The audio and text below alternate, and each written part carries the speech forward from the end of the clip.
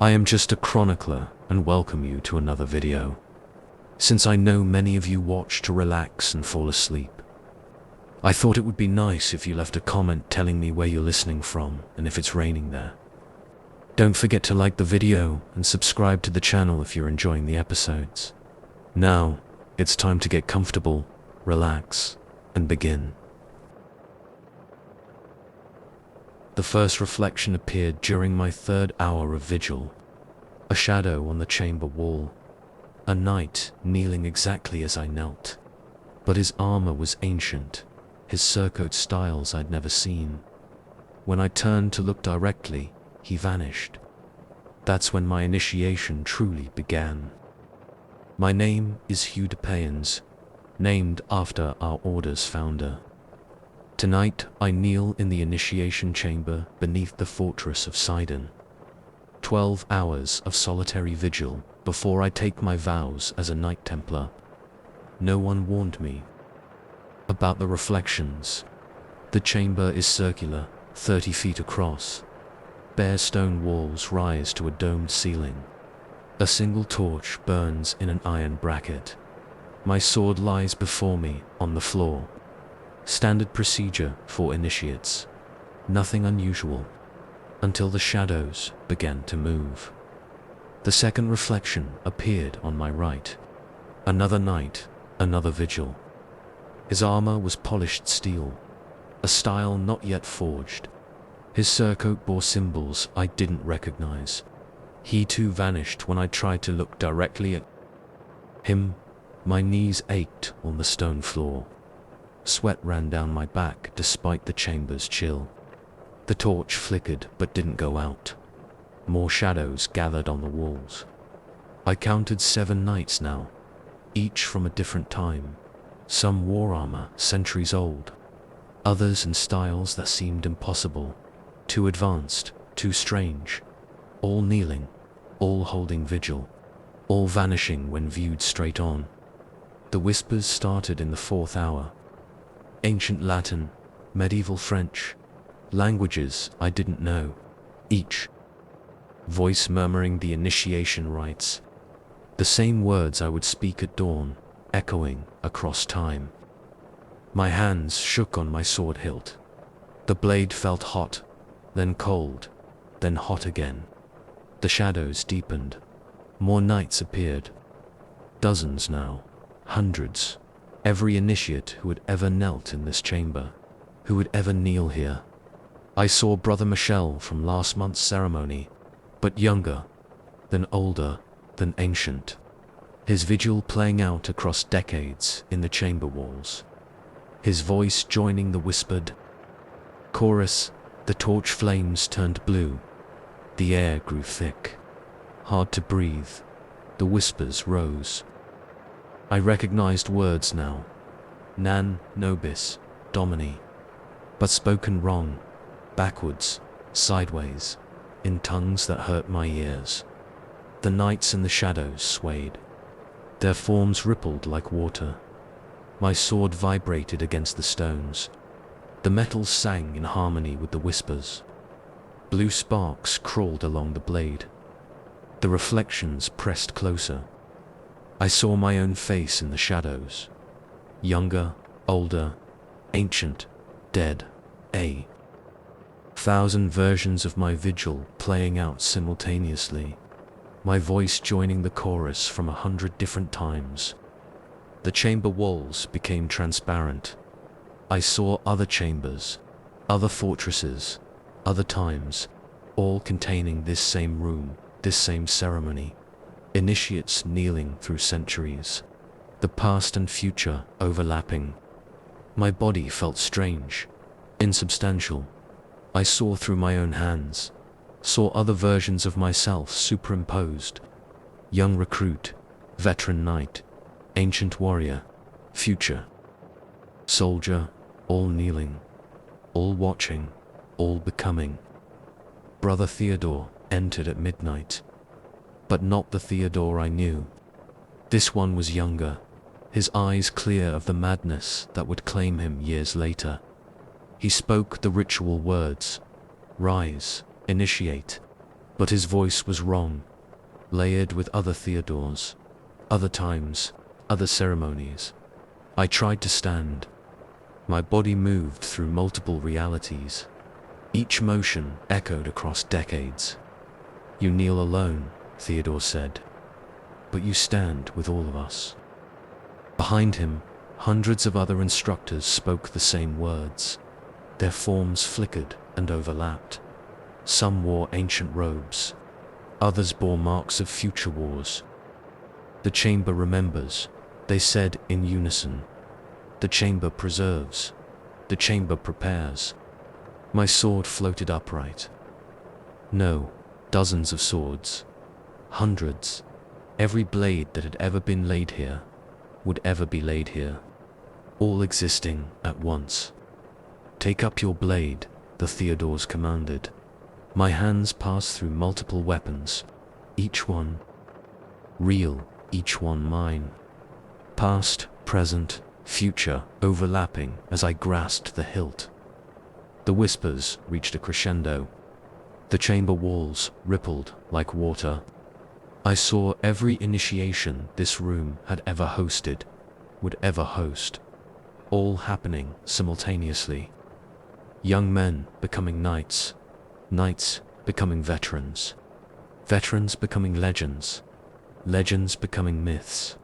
The cycle eternal playing out across time itself. Speak your vows, Theodore ordered. But which Theodore? They all spoke at once. All waited for my response. My mouth opened. Words poured out in 1,000 languages. Every vow this chamber had ever heard, would ever hear. My body split and merged. I was every initiate, every knight, every master, every betrayer, every martyr, all at once. The sword in my hands changed with each breath. Steel became bronze, became iron, became alloys not yet forged. The blade remembered every hand that had held it, would hold it. Welcome, brother, Theodore said. But his voice came from everywhere, when the shadows of other instructors echoed him in tongues long dead, yet to be born. I saw my entire future in the chamber walls. Every battle, every victory, every wound, every death, playing out simultaneously across decades. The blue torch flames rose to the ceiling. The whispers became a roar. 1,000 ceremonies reached their peak together. Time itself shuddered. The chamber has accepted you, Theodore said. All the Theodores said. As it has always accepted you, will always accept. You, my body, solidified, became singular again. But I remembered every version of myself, every ceremony, every time the shadows receded, the whispers faded. The torch burned yellow once more. Brother Theodore, my Theodore, the mad one, stood before me. You understand now, he said. His eyes held the same knowledge I now carried, the same memories of countless initiations. I left the chamber changed, not just a new knight, but all knights. Every initiate who had ever stood vigil here, would ever stand vigil here. The fortress corridors seemed strange, overlapped with other times, other versions. I saw shadows of future knights passing through ancient walls, heard whispers of ceremonies yet to come. My sword hangs heavy at my side. It remembers other hands, other battles, other times. Just as I remember other vigils, other vows, other lives. The chamber prepared me, as it prepared all of us, will prepare all of us. Time means nothing there. We are all one initiate, eternal. I am Hugh de Payons, Knight Templar. But I am also every knight who came before, who will come after. The chamber made sure of that. Tomorrow I begin my duties. But part of me remains in that room, will always remain there, has always remained there. The vigil continues. The ceremony proceeds. The chamber remembers. And I remember everything.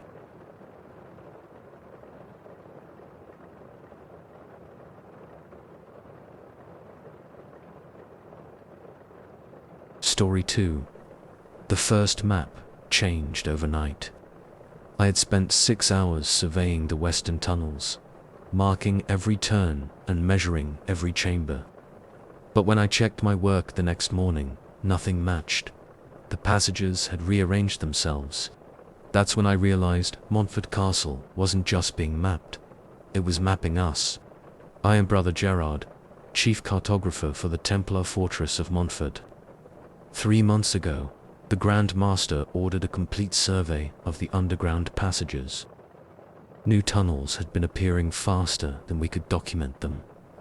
Old ones seemed to shift and change. My job was to make sense of it all. I started with the known sections, the main storage vaults, the guard passages, the escape tunnels. Simple work, or so I thought. My first maps were precise, detailed.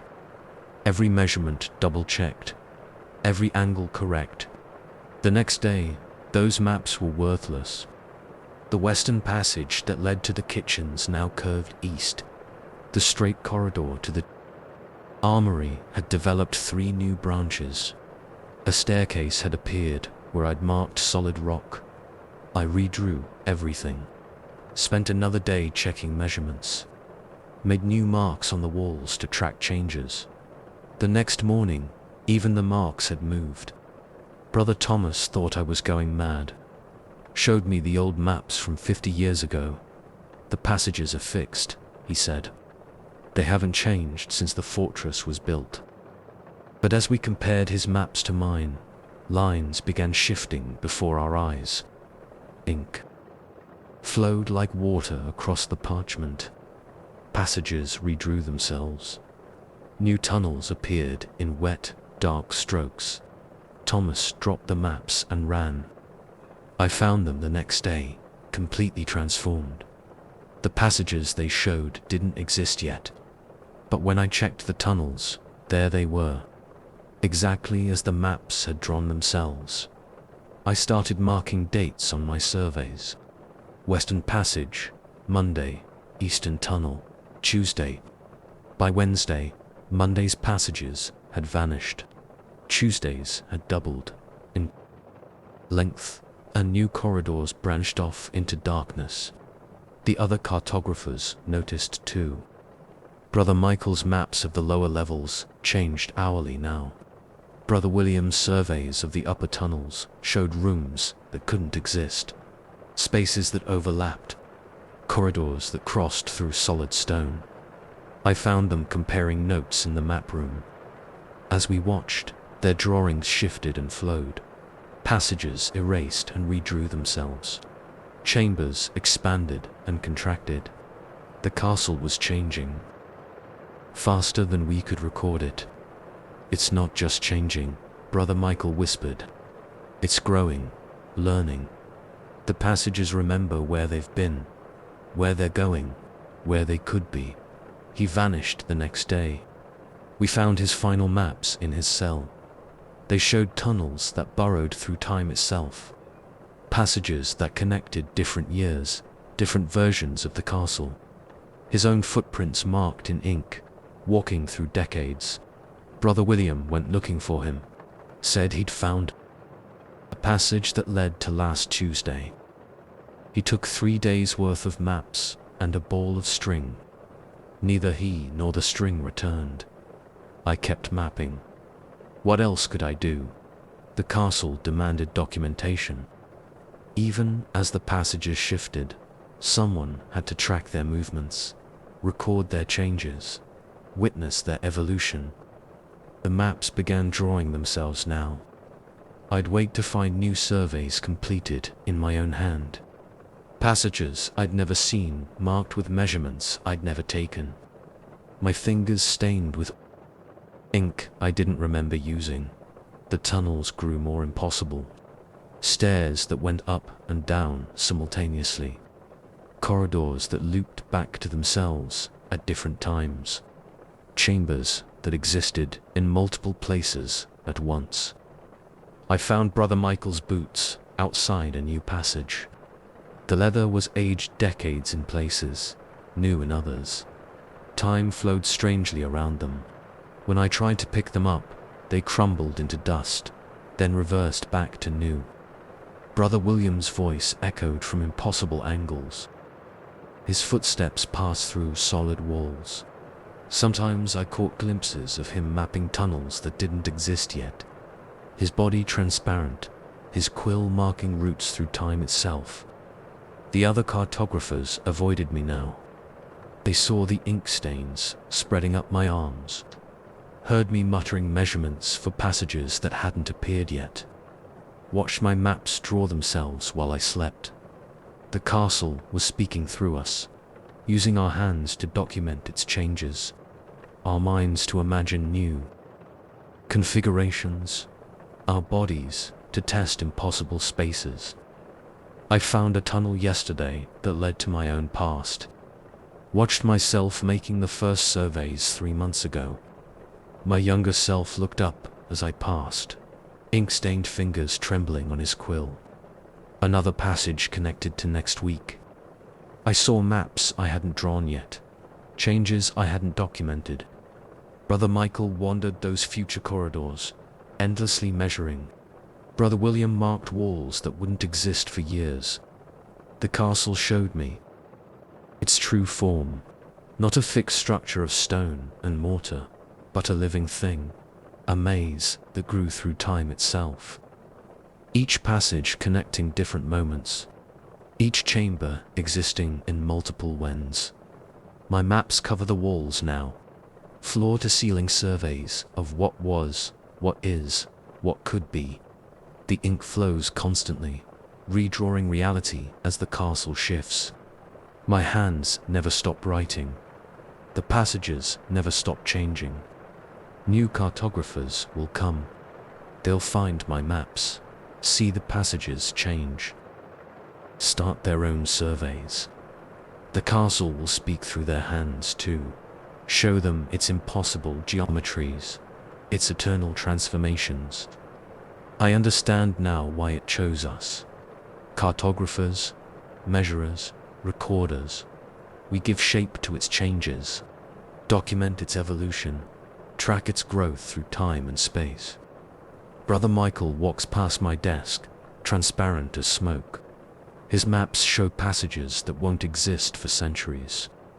Brother William calls from behind walls that haven't been built yet. There, footsteps echo from past and future. My own body feels lighter, insubstantial. The ink has reached my shoulders, marking me with measurements and angles. Soon I'll join them in the impossible passages. Walk the routes that connect all possible versions of Montfort. The maps draw themselves faster now. Reality shifts with each new line. The castle grows, changes, remembers, becomes, and we record it all. Past, present, future flowing together in rivers of ink. Every passage that was, is, will be, could be, marked in our endless surveys. New cartographers arrive tomorrow. I see their maps already, drawn in their hands, yet to come. The castle has chosen them too. We'll show them its secrets. We'll speak through their quills. The passages beckon. A door opens onto last week. Another shows me next year. Time flows like ink across stone. I am Brother Gerard, cartographer of Montfort, recorder of its changes, walker of its impossible paths. The survey continues.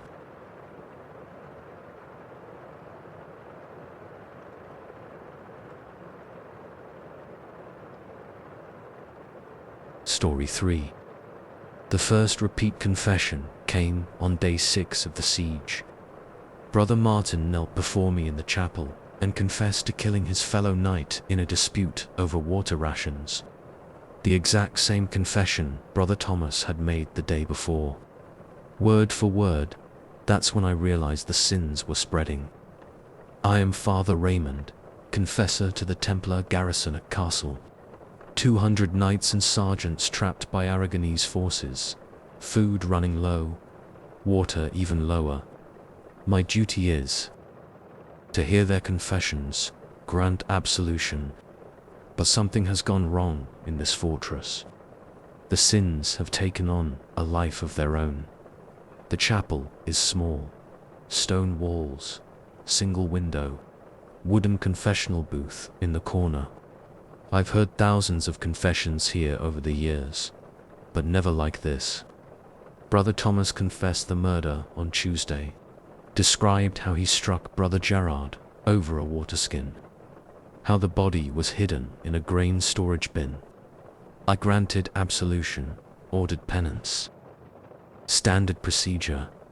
But Brother Gerard was alive. I saw him on the walls that morning.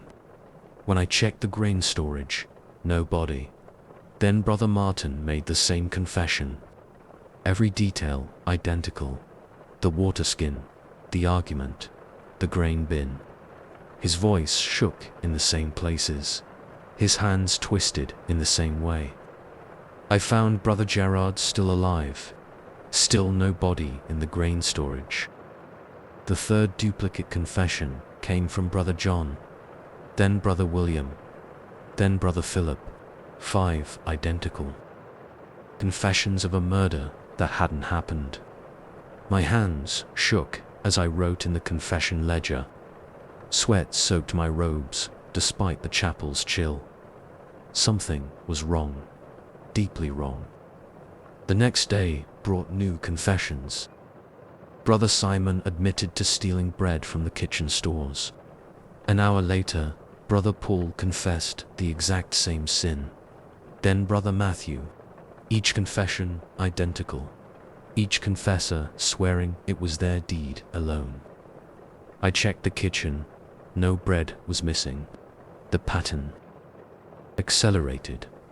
Every sign multiplied, spread from night to night like a disease. Each confessor believed they alone had committed the transgression. Each demanded absolution for crimes that hadn't happened. Brother Thomas returned, confessed to poisoning the well. An hour later, Brother Martin repeated the confession word for word. Then 5 more nights, the well remained clean. I stopped sleeping, spent nights reviewing the confession ledger, watching identical scenes spread through the garrison. Each confession more impossible than the last. The physical signs began on day 10. Brother Thomas's hands were stained with blood after his false confession of murder. Brother Martin's bread theft left phantom crumbs on his robes.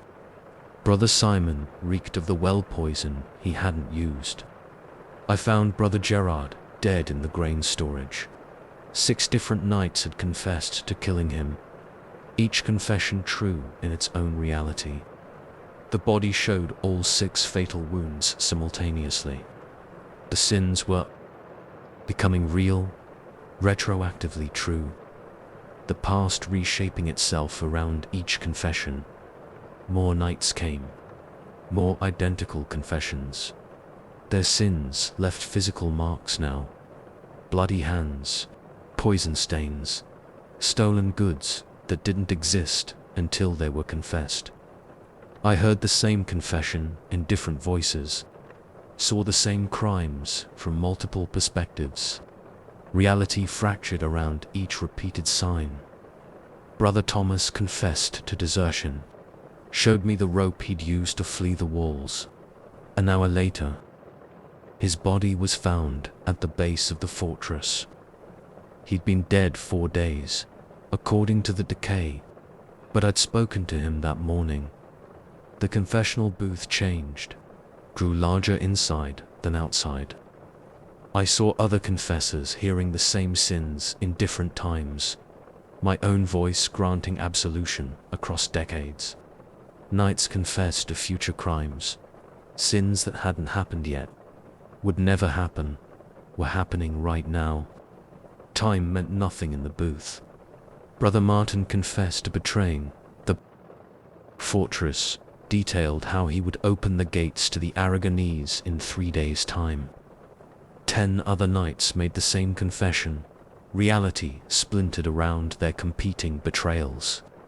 I found messages to the enemy written in 11 different hands, each knight swearing they alone were the traitor. Each message existing simultaneously in the same physical space. The chapel walls began to sweat blood, sins made manifest. The confessional booth whispered with thousands of overlapping confessions. Past, present, and future sins echoing endlessly. I discovered Brother Gerard's body again, and again, and again, each time killed by a different knight. Each death equally real. The grain storage bin existed in multiple states. Empty, full, bloody, clean. Knights confessed to murders they hadn't committed yet. Thefts that had already happened. Betrayals that existed in superposition, both done and undone. Brother Thomas's body still lay beneath the walls, but he continued to confess. His voice grew strange, hollow. His sins became more impossible, more real. Reality bent around the confessions. The fortress held multiple truths simultaneously. Every confessed sin manifested somewhere. Every crime existed in its own pocket of time. I found my own confession written in the ledger. Sins I hadn't committed, would never commit, had always been committing. My handwriting, my voice, my absolution. The confessional booth grew impossibly large. I saw every confession that had ever been made here, would ever be made here. Sins echoing across time itself. Brother Martin's betrayal came true yesterday, and last week, and 3 days from now. The gates opened at 11 different moments. The fortress fell multiple times. Reality shattered around competing truths. I still hear confessions. The same sins repeated endlessly in different voices. Each confession creates its own reality, its own timeline, its own truth. The chapel bleeds constantly now. Sins made flesh. The confession ledger writes itself, documenting crimes across all possible realities. New knights arrive for confession. Their sins already recorded, their absolution already granted, their crimes both done and undone. I am Father Raymond, confessor of keeper of all possible sins, witness to every version of the truth. The confessions continue. Reality fractures, time splinters, and I grant absolution to them all.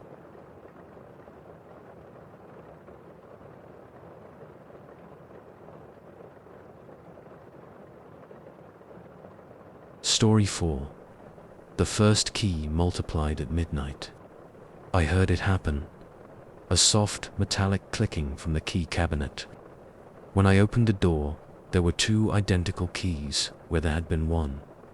Both unlocked the same door to the east tower.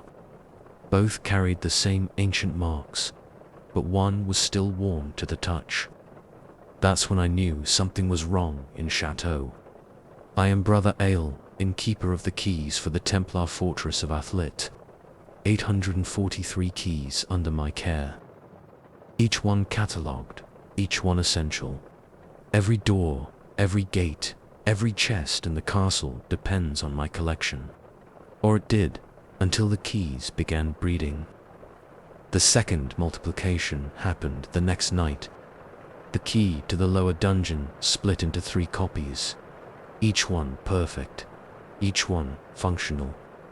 But the new ones felt strange in my hands, almost alive. I didn't report it. Who would believe me? The keeper of keys claiming his charges reproduced on their own. I'd be replaced within the hour. So I watched, waited, kept careful count. The third night brought 5 new keys, all duplicates of the chapel crypt key. all warm to the touch, all humming faintly in the darkness. I tested each one. They all worked, but each opened the crypt to a slightly different room. One showed fresh coffins where there should be ancient ones. Another revealed empty spaces where bodies should lie. The third opened onto a crypt filled with treasures we'd lost decades ago. The multiplication accelerated. 10 keys became 20. 20 became 50. Each copy opened the same lock, but showed different versions of what lay behind. Past, present, and future overlapping in impossible ways. Brother Thomas noticed first, found me testing variations of his chamber key. The doors remember, he whispered. They remember everything that happened behind them, everything that will happen. The keys are just catching up. He disappeared the next day. His chamber stood empty, but I had 7 copies of his key now. Each one opened the room to a different time. I saw him in some of them, living variations of his life. In others, only dust remained. The key cabinet grew crowded. Original keys spawned copies nightly. Each new key burned hot with possibility. Each unlock revealed another layer of the castle's memory. I found Brother Martin's murdered body behind his door on Tuesday. The same door showed him alive on Wednesday, using a different key. A third key revealed his killer hiding the weapon. Happening simultaneously, all equally real. The knights began to notice. Doors didn't lead where they should. Rooms contained multiple versions of themselves. Keys grew warm in locks, splitting time around them like light through crystal. I tried destroying the copies, melted them down, broke them, threw them into the sea. They reappeared in a cabinet by morning, multiplied further. My hands bore burns now from handling the breeding keys. Each one left its mark. Each one whispered its secrets. The castle's entire history pressed into my palms in hot metal. Brother James went mad first, found too many versions of his dead wife behind his chamber door, kept trying different keys, searching for one where she lived. We found him hanging from the ceiling, but 3 keys showed him still alive, still searching. The castle's past leaked through the cracks. Knights long dead walked the corridors, visible through certain doors with certain keys. Ancient battles played out in chambers that should be empty. Future ruins overlapped present stonework. I lost count at 2,000 keys. The cabinet couldn't contain them. They spread through my chamber like metallic kudzu, each one burning with memory, each one offering another version of truth. Brother Thomas's words haunted me. The doors remember, but it was more than memory. The keys had broken time itself. Each lock became a branch point, splintering reality into countless variations. Each key chose its own truth from the possibility space. I found the commander's body yesterday, and the day before, and tomorrow. Different keys, different deaths, different killers. All real, all happening at once behind his chamber door. My hands don't look human anymore. The key burns have spread up my arms. My fingers elongate into metallic points. I catch my reflection in polished surfaces. My eyes gleam like brass. The keys whisper constantly now. Tell me their secrets. Show me their doors. 800 originals have spawned 8,000 copies. Each one true, each one real, each one offering another slice of time. Brother Martin still dies behind his door, still lives, still kills, still flees. Reality fractures around each turning key. New doors appear daily. New looks breed new keys. The castle grows like a living thing, sprouting rooms that exist in multiple wens. I found my own corpse this morning. 3 different deaths behind 3 different doors. But I'm still alive. Still counting keys. Still testing locks. Still watching reality splinter. The commander posted guards on my chamber. They watch the keys breed.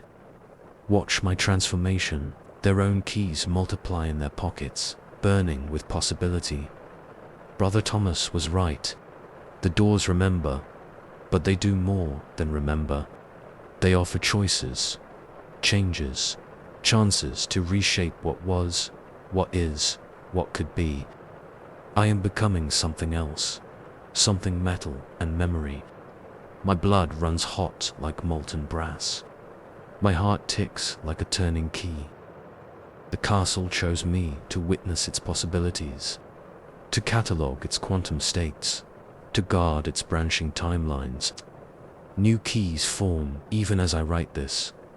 New doors appear in ancient walls. New realities bud and bloom behind each lock. I will remain. Count keys, test doors. Watch reality fracture and heal and fracture again. The keys breed, the doors remember, and I keep them all.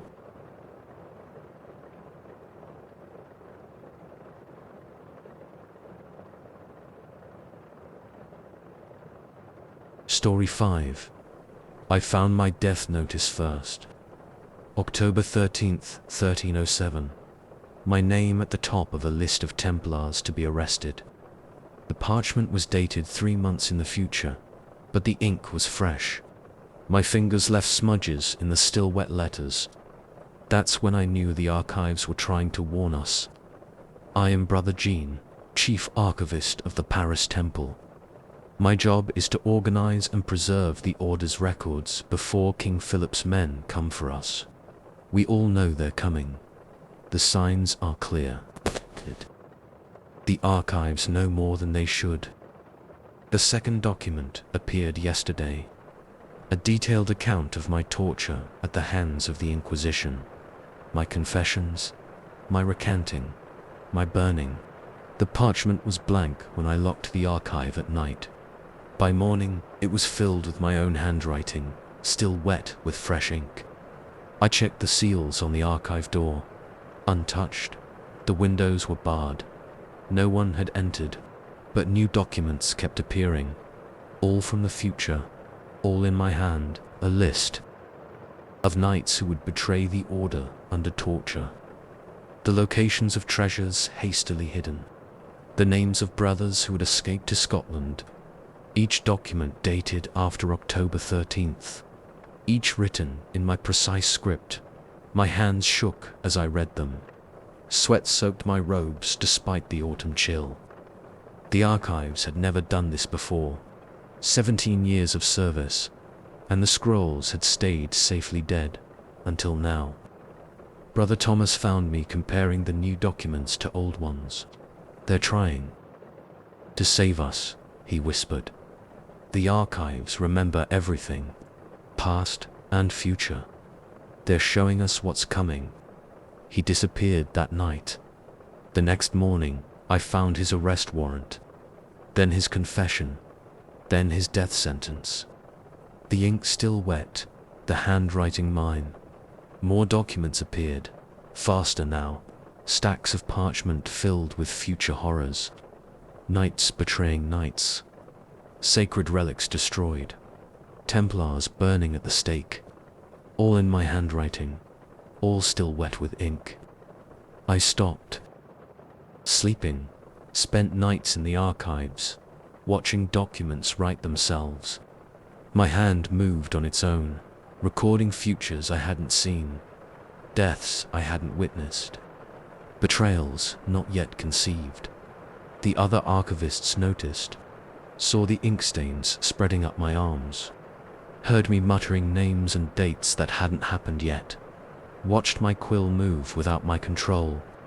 Brother Philip went mad first, found his own execution order, tried to burn the archives.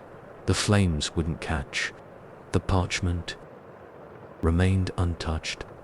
We found him hanging in his cell. His death record appeared in my hand an hour later, ink still wet. The archives grew more insistent. Documents multiplied overnight. Future records filled every shelf. My handwriting covered every page. Deaths, tortures, confessions, betrayals. Everything that would happen. Everything that had to be prevented. I found the master list yesterday. Every Templar in France. Every arrest. Every confession. Every death. The ink flowed as I watched, writing their fates in my perfect script.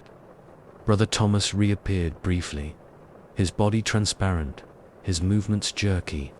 He spoke with my voice, predicted his own capture, vanished again. His final confession appeared on my desk, written in blood-red ink. My hands don't feel like my own anymore. They write constantly, recording futures I don't want to see. The ink has spread past my elbows. My veins run black with it.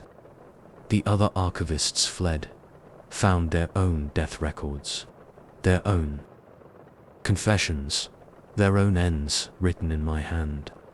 Only I remain, watching the archives spill their secrets. Time means nothing here now. Documents from past and future fill the shelves. I see Brother Thomas cataloging scrolls that don't exist yet. Brother Philip endlessly hanging. Brother Michel burning at the stake again and again. The archives speak through me. Use my hands to record their warnings. My voice to speak their prophecies. My body to witness their truth. New documents appear even as I write this. The October arrests, the tortures, the burnings, all playing out in wet ink across endless parchment. I found my own confession this morning, watched my hand write it in real time. Every detail of what I'll say under torture, every secret I'll reveal, every brother I'll betray. The ink reaches my shoulders now. My skin feels like parchment. My blood flows black and wet. The archives have claimed me as their instrument. Brother Thomas stands in the corner, transparent as smoke. His voice echoes with my accent. The archives remember, he says. They remember everything. Past, present, future. All written in your hand. All preserved in your ink. I understand now. The archives chose me, made me their voice, their prophet, their recorder of things yet to come. October 13th approaches. King Philip's men will come. The archives have shown me every detail, every death, every betrayal, every end. My hands write without stopping. Document after document, future after future. The ink spreads across my chest, reaches for my heart. New archivists will come, find these records, see their own deaths written in my hand. The archives will speak through them too, show them what's coming. I am Brother Jean, archivist of the Paris Temple, voice of the archives, recorder of doom. The parchment fills endlessly, the ink flows eternally, and I write it all.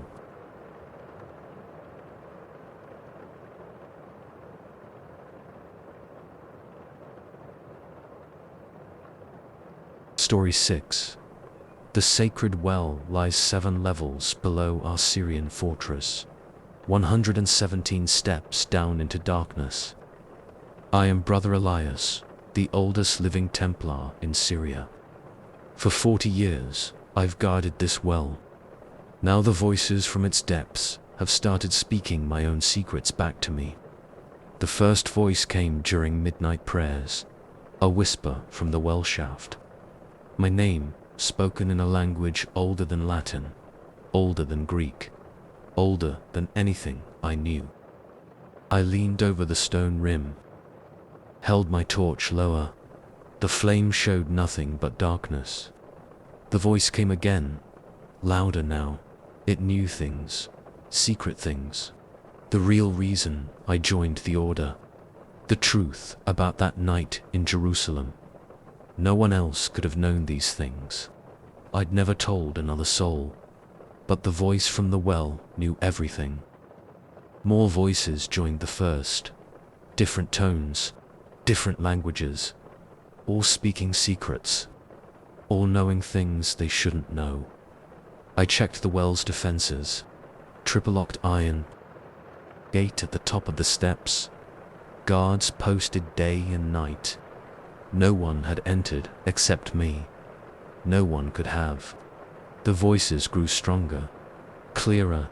They spoke of things I'd done, things I'd seen, things I'd hidden from everyone. That raid on the caravan near Damascus, the coins I'd taken from dead men's purses, the letter I'd burned instead of delivering. The voice knew every detail. I started keeping watch longer hours, sat by the well through the night, listened to the voices, wrote down what they said. They knew everything about everyone in the fortress.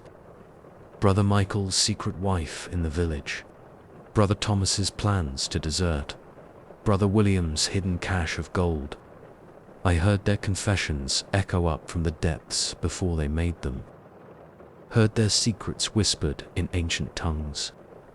The voices showed me things too. Visions in the dark water. The past as it really happened. The future as it would unfold. I saw the fortress as it was 1,000 years ago. A different temple. Different gods. Different secrets. The well was there even then. Always there. Always whispering.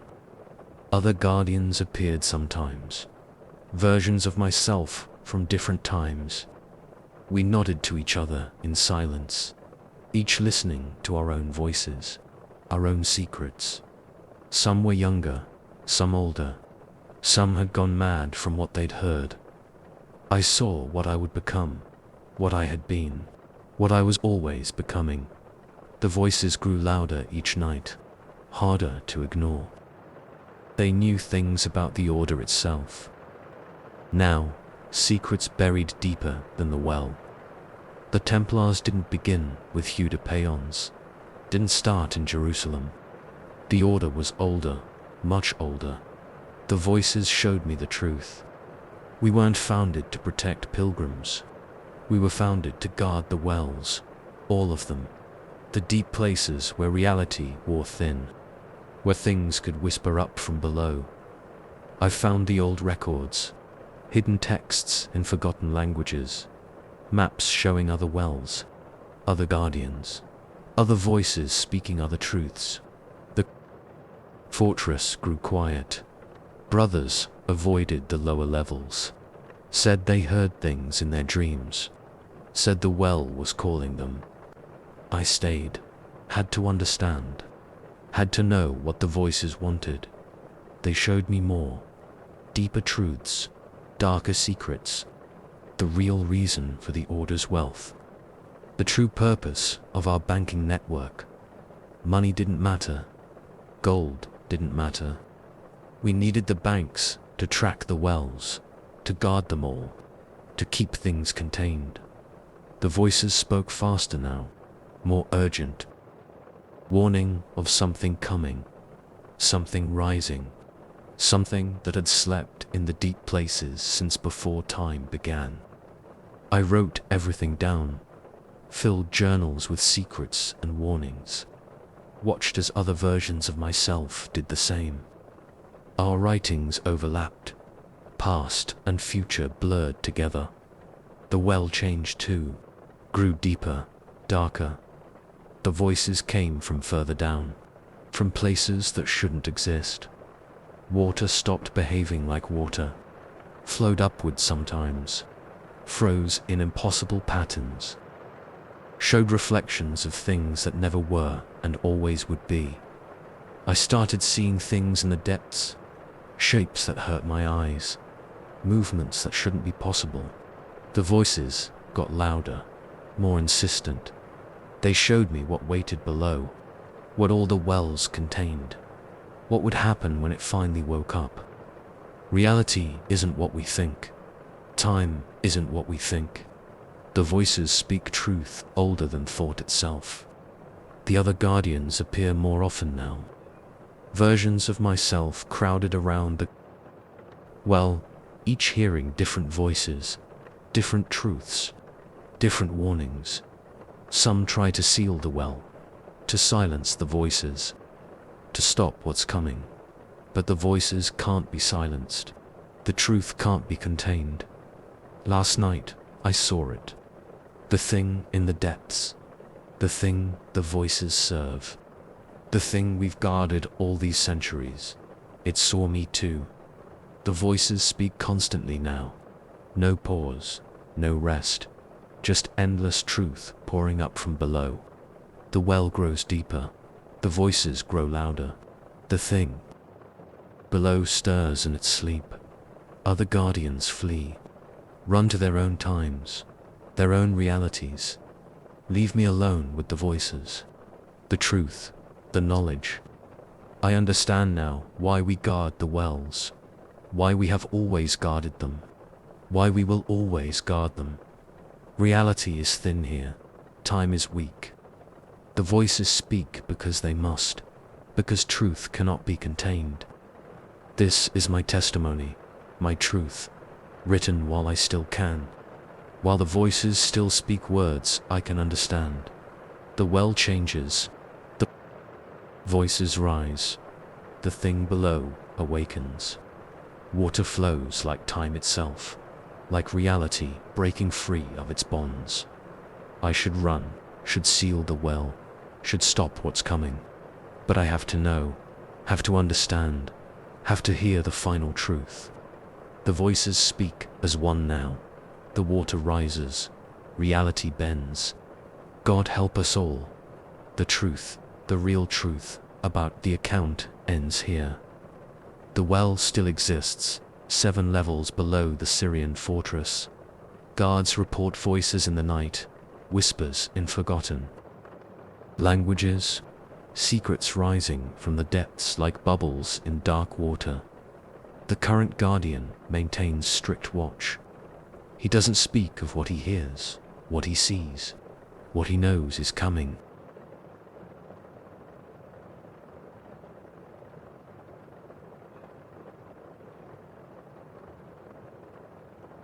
Story 7. The highest tower of Carcassonne holds the Templar archives. 600 years of secrets bound in leather and parchment. I am Brother Nicholas, chief librarian of the tower. For 30 years I've guarded these books. Until 3 months ago, when the texts started writing themselves. It began with a simple ledger. Financial records from 1187. I found new entries appearing in the margins. Fresh ink, still wet. Transactions that hadn't happened yet. Dates decades in the future. I checked. The security, double-locked doors. No sign of entry. No other librarians had access to this section. The ink kept flowing. Numbers kept appearing. Perfect columns and rows writing themselves on yellowed pages. The next week, it spread 2 other books. Chronicles started adding new chapters. Military records updated themselves with future battles. Letters wrote themselves to people not yet born. I watched it happen. Sat at my desk after midnight. Kept the lantern low. The pages would ripple like water. Then the ink would flow, black and wet, forming words in a dozen different hands. Some writing I recognized. Brother Marcus's careful script. Brother Thomas's flowing hand. Brothers long dead, their words appearing fresh on ancient pages. Some writing I didn't know. Strange alphabets, foreign tongues, scripts that hurt my eyes to look at. I started keeping records. Which books changed? What appeared when it happened? The patterns made no sense. History books predicted the future. Records rewrote the past. The tower grew quieter. Other librarians stopped coming up, said the place felt wrong, said the books watched them. I stayed, had to understand. Messages appeared for me. Notes in the margins addressed to Brother Nicholas, who reads this now. Warnings about doors I shouldn't open, books I shouldn't read, truths I shouldn't know. I read them anyway. Had to. The words kept coming, kept writing themselves, kept showing me things. The true history of the Order emerged. Not the version we were taught. Something older, darker, a pattern written in blood and ink across centuries. The Templars didn't begin in 1119, didn't start with Judepaeans. That was a cover, a false history written to hide the truth. I found the real records, appearing word by word in blank books. The Order existed long before Christianity, before Judaism, before writing itself. Other versions of myself appeared in the tower, librarians from different times, different realities. We worked around each other in silence, each reading our own version of history, our own truth writing itself in ancient books. Some looked younger, some older, some had gone mad from what they'd read. I saw what I would become, what I had been, what I had always been becoming. The books showed me everything. The fall of empires not yet built, the rise of kingdoms long turned to dust. Time meant nothing to these pages. Ink flowed backwards and forwards, writing and unwriting reality. I found my own death, described in a chronicle dated 1356. Found my birth recorded in a ledger from 1802, found every moment, between scattered across 1,000 pages. The tower changed, too, grew taller inside than outside, shelves stretched up into darkness. Corridors led to rooms that couldn't exist. I kept reading, kept watching, kept learning. The Order's true purpose revealed itself. Not defending pilgrims, not fighting Saracens, not banking or trade or politics. We guard something, something old, something that was here before time, before space, before reality solidified into fixed shapes. The books write themselves because they have to. Reality isn't stable anymore. The thing we guard is waking up. I see it in the flowing ink, in the rippling pages, in the words that write and unwrite themselves. The tower grows darker. The books whisper now. Pages rustle without wind. Words crawl across leather bindings like living things. Other librarians appear more often. Versions of myself from impossibly distant times. We pass each other in the stacks. Compare notes, watch the truth write itself over and over. Some try to burn the books, to stop the knowledge, to prevent what's coming. But the pages won't burn. The ink flows faster. The truth cannot be destroyed. Last night, I found the oldest book. A thing of black leather and iron clasps. No title, no author, just endless blank pages. It writes itself now, tells the truth about everything, about the Order, about reality, about what waits. Below, the words hurt to read, the knowledge burns. But I can't stop, have to understand, have to know. The tower shakes. Books fall from shelves. Pages flutter like wings. The thing below is stirring. Other librarians flee, run to their own times, their own realities. Leave me alone with the writing books, the flowing ink, the truth. I see now why the Order really formed. What we've been guarding all these centuries. What the books have been trying to tell us. Reality is a lie. Time is a story. We tell ourselves, The books write themselves because nothing is fixed. Nothing is real.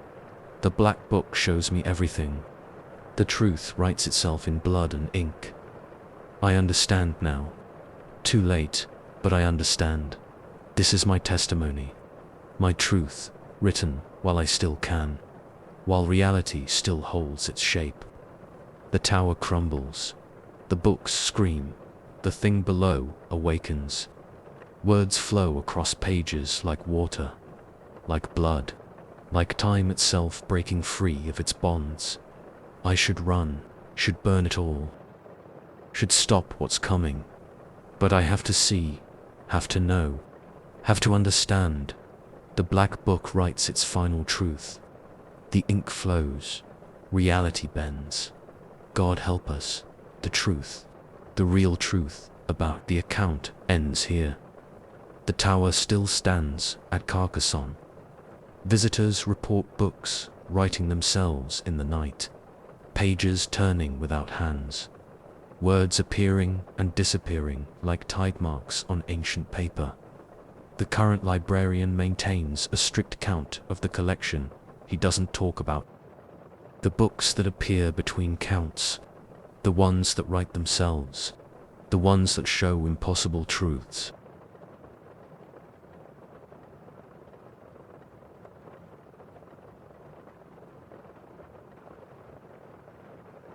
Story 8. The plague reached Limassol in the spring of 1348. First came the rats, then the black buboes, then the deaths. I am Brother Francis, Templar confessor at the fortress of Limassol. For 20 years, I've heard the sins of dying men. But when the confessions started coming from the living about sins they hadn't committed yet, I learned the true weight of foreknowledge.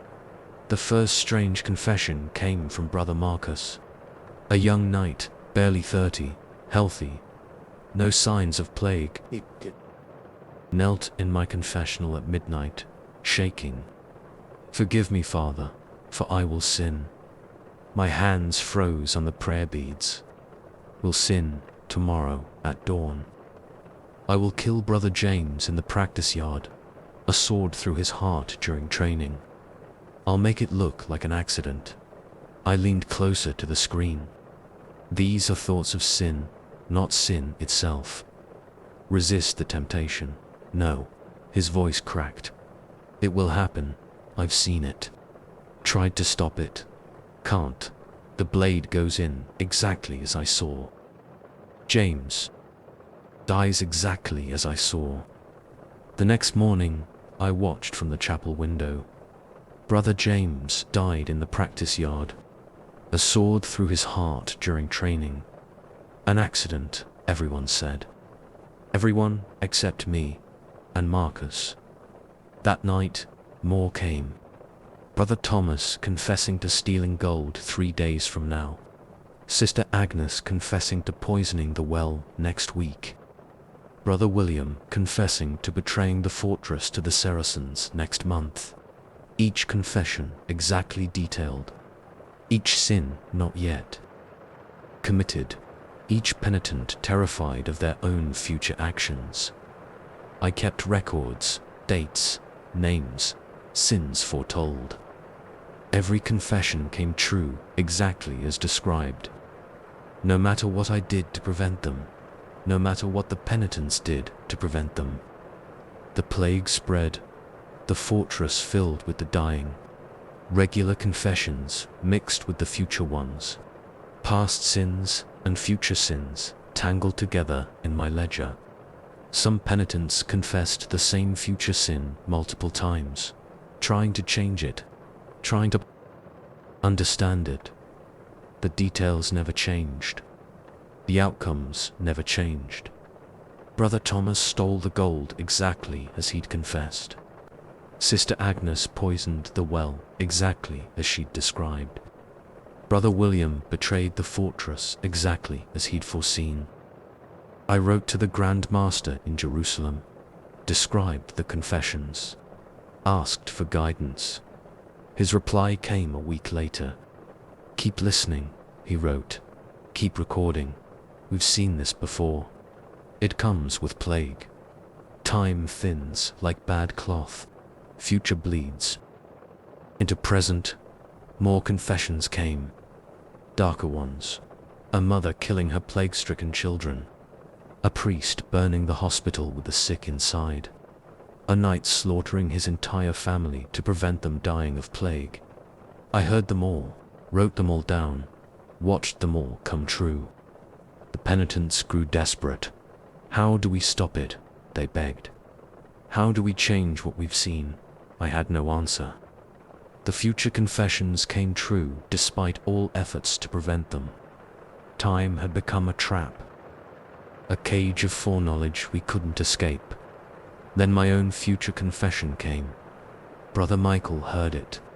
Came to me white-faced the next morning.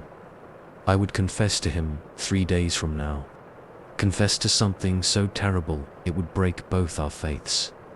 I tried to run, rode out of the fortress that night, made it 10 miles before my horse went lame, walked another 5 before the storms forced me back. Everywhere I went, Brother Michael had already heard my confession. 3 days ahead, always. 3 days ahead, I would kneel and speak words that would destroy us both. The plague took more each day. The living confessed future sins.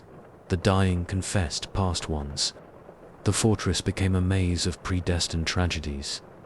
I stopped sleeping, spent nights reading my ledgers, looking for patterns, looking for ways to break the chain of foreknowledge. Other confessors appeared, versions of myself from different times. We passed in the chapel corridors, nodded silently to each other, each carrying our own ledgers, our own burdens of future knowledge. Some looked younger, some older, some had gone mad from what they'd heard. I saw myself as I would be, as I had been, as I must become. The day of my confession approached. I locked myself in my cell, barred the door, wouldn't speak to anyone, but I had already confessed, would always confess, had always been going to confess. Brother Michael found me anyway. "It's time," he said through the door. "I've already heard it. 3 days ago, a week ago, a month ago, you've always confessed it." My legs carried me to the confessional. My mouth formed the words. My voice spoke the truth that would break us both. I confessed to creating the plague, not this time, not this place, but in another time, another reality. A version of myself in the fortress laboratories, experimenting with God's laws, breaking them. The plague wasn't natural, wasn't divine punishment, was my work, my sin, my crime against God and man. The knowledge broke Brother Michael, as it had broken every version of him that heard it. He left the priesthood that night, left the order, left his faith. But that wasn't the worst confession. The worst came later, from myself, my future self, the one who would find the cure, the price of it, the choice I would have to make. I listen now to an endless stream of future sins. Watch them come true exactly as confessed. Write them in my ledger with trembling hands. The plague spreads, time splinters. The weight of foreknowledge crushes us all. Soon I'll go to the laboratories. Soon I'll make the choice my future self confessed to. Soon I'll learn if foreknowledge is truly inescapable. The rats multiply, the black buboes spread, the deaths continue, and in the confessional, I hear the future destroy itself, one predestined sin at a time. This is my testimony, my confession, my truth. May God forgive what I will do, what I have done, what I have always been going to do. The account ends here. The fortress of Limassol fell to the plague in 1349. Brother Francis's ledgers were found in the confessional. filled with details of sins not yet committed. Some pages described events that wouldn't happen for centuries. The last entry was in his hand, but dated 50 years after his death. The confessional still stands. Visitors say they can hear whispers through the screen. Confessions of sins that haven't happened yet, that will always happen, that have always been going to happen.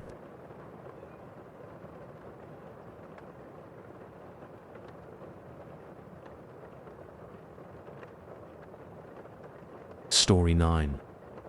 I keep the keys of roads. 843 of them, each one labeled, each one tested daily. I know every lock in the fortress, every door, every gate, every chest. My name is Brother Simon, and I am the Templar keeper of keys. For 20 years, I've maintained the locks of roads, until last week, when the impossible doors started appearing. The first new key appeared on my ring during morning inspection. A simple iron key between the granary key and the west tower key. No label, no markings, just smooth, black iron that felt cold to the touch. I checked my inventory ledger. 843 keys listed, but now I held 844. I counted them 3 times, to be sure. The new key had to fit something. I walked the fortress walls, checked every door, every lock, found nothing new. No lock the strange key would fit. That night, I dreamed of doors. Hundreds of them, opening onto places that couldn't exist. I woke to find another new key on my ring. Brass this time, ancient looking, like something dug up from ruins. I counted again. 845 keys now. The ledger still showed 843. During my rounds that morning, I found the first new door. It stood in a section of wall I'd passed every day for 20 years. A heavy oak door with black iron hinges. No one else seemed to notice it. Guards walked past without a glance. The iron key fit perfectly. The lock turned with a sound like breaking glass. Behind the door lay a chamber that couldn't exist. The fortress walls weren't thick enough to contain it. Shelves lined with scrolls filled the room. Ancient texts in languages I'd never seen. On a table in the center lay a sealed letter. The wax seal bore the Templar cross. The letter was addressed to me, dated 300 years in the future. I slammed the door shut, locked it, ran back to my quarters. My hands shook so badly I dropped the keys twice. The next morning, 3 new keys hung on my ring. Gold, silver, and a strange green metal I didn't recognize. 846 keys total now. New doors appeared throughout the fortress, in walls, in floors, in ceilings, each one visible only to me, each one opening onto impossible rooms. The gold key led to a chamber full of weapons that hadn't been invented yet. Mechanisms of brass and steel that hummed with hidden power. The silver key opened a room where time flowed backwards. I watched moths themselves from candle flames. The green key I didn't try. It felt wrong in my hand. The metal seemed to writhe like something alive. More keys appeared each night. More doors each day. Soon I had 900 keys, then 1,000. The ring grew heavier, the metal colder. Each door led somewhere impossible. Some showed the past, the fortress being built, the first Templars arriving on roads. Some showed possible futures, versions of the fortress in ruins, versions still standing centuries from now. Some doors should never have been opened. I found rooms full of creatures that shouldn't exist, chambers where reality itself seemed to bend and break, spaces that hurt my eyes just to look at. The letters continued to pay messages from future versions of myself. Warnings about doors I hadn't found yet. Instructions I didn't understand. "Don't use the red key," one letter said. "Don't even touch it.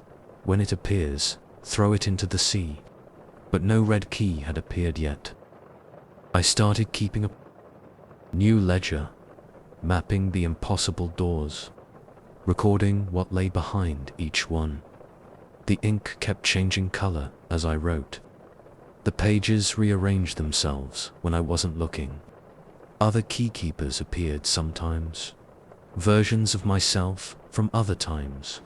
Other realities. We passed each other in the corridors without speaking. Just the quiet jingling of our key rings. Some were younger, some older. Some barely looked human anymore. Changed by whatever they'd found behind the wrong doors. The fortress grew larger inside than outside. Corridors stretched for miles within walls only feet thick. Stairs led up to rooms that should have been hundreds of feet above the highest tower. I found a door in the deepest cellar that opened onto the highest rampart. Another that connected to places on opposite sides of the fortress. Distance stopped making sense. Time stopped making sense too. Sometimes I'd spend hours exploring behind a door, only to find minutes had passed outside. Sometimes I'd step through a doorway and emerge days later. The other brothers noticed something wrong. They saw me appear in two places at once. Saw me age years and grow young again in the space of hours. They stopped meeting my eyes, crossed themselves when I passed. I tried to warn the commander, tried to explain about the doors, the keys, the impossible spaces growing inside the fortress. He didn't believe me. No one believes me. But they can't see what I see. Can't see how the fortress is changing, growing, becoming something else. Last night, the red key appeared, heavy crimson metal that felt hot to the touch, almost burning. The letter had warned me to throw it away, but I had to know, had to see what door it opened. I found the door in the chapter house, red metal like the key, warm to the touch. The lock turned easily. Behind it lay the truth, the real truth about the fortress, about the Templars, about reality itself. The fortress isn't just a fortress, never was. It's a lock, a door, a key to something bigger. We thought we were guarding roads from the Saracens, but we were really guarding reality itself, keeping something in or out. The doors are failing. Reality is leaking. The keys are calling to whatever waits outside. I write this now in my quarters. The key ring grows heavier each night. New keys appear faster now. New doors, new impossible spaces. The red door stands open. I can't close it, can't lock it, can't stop what's coming through. The other key keepers are gone. Fled to their own times, their own realities. Left me alone with the doors, the keys, the truth. The fortress changes faster now. Walls move when I'm not looking. Doors appear and disappear. Time flows strange and broken through the corridors. I can hear something coming, something huge, something that was locked away when the first stone of roads was laid. The keys sing on my belt, 1,000 voices in metal, calling to what waits beyond the red door. I should run, should throw away the keys, should seal the doors if I can, but I have to know, have to see, have to understand. The thing beyond the red door is almost here. Reality bends around it. Time fractures and breaks. The keys grow hot. The doors swing open. The truth comes through. Oh God. The truth, the real truth about the account ends here. The fortress of Rhodes still stands. Visitors sometimes report doors that lead nowhere, keys that appear and disappear, the jingling of heavy key rings in empty corridors. The current keykeeper maintains there are exactly 843 keys in the fortress. He doesn't talk about the others, the ones that appear at night, the ones that open doors that shouldn't exist.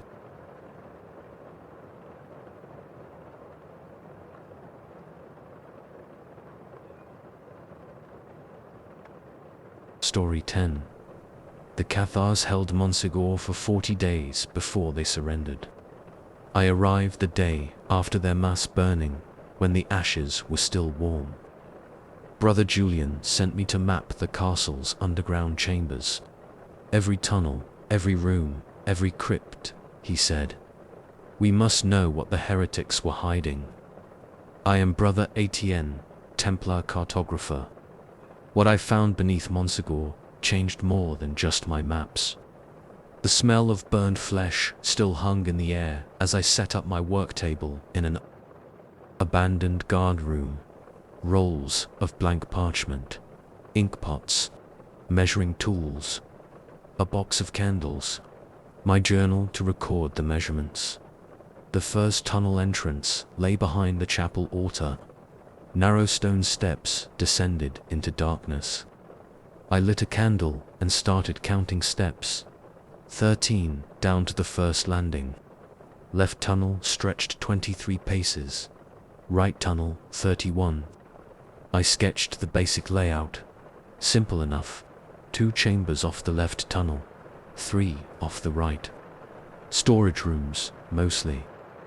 Empty now, except for broken furniture and scattered straw. The second level went deeper. Another 19 steps down. The air got colder, damper. The tunnels branched in 3 directions. I marked each junction carefully, measured each turn, drew each chamber to scale.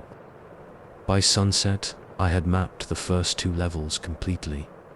The parchment showed a clean, logical layout. Nothing unusual, nothing to explain why Brother Julian wanted such detailed maps. I returned to my room above ground, copied my rough sketches onto fresh parchment, added notes about dimensions and features, standard cartographer's work.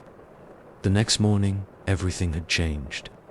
The steps behind the altar still led down, but now there were 15 of them, not 13. The left tunnel ran 27 paces, not 23.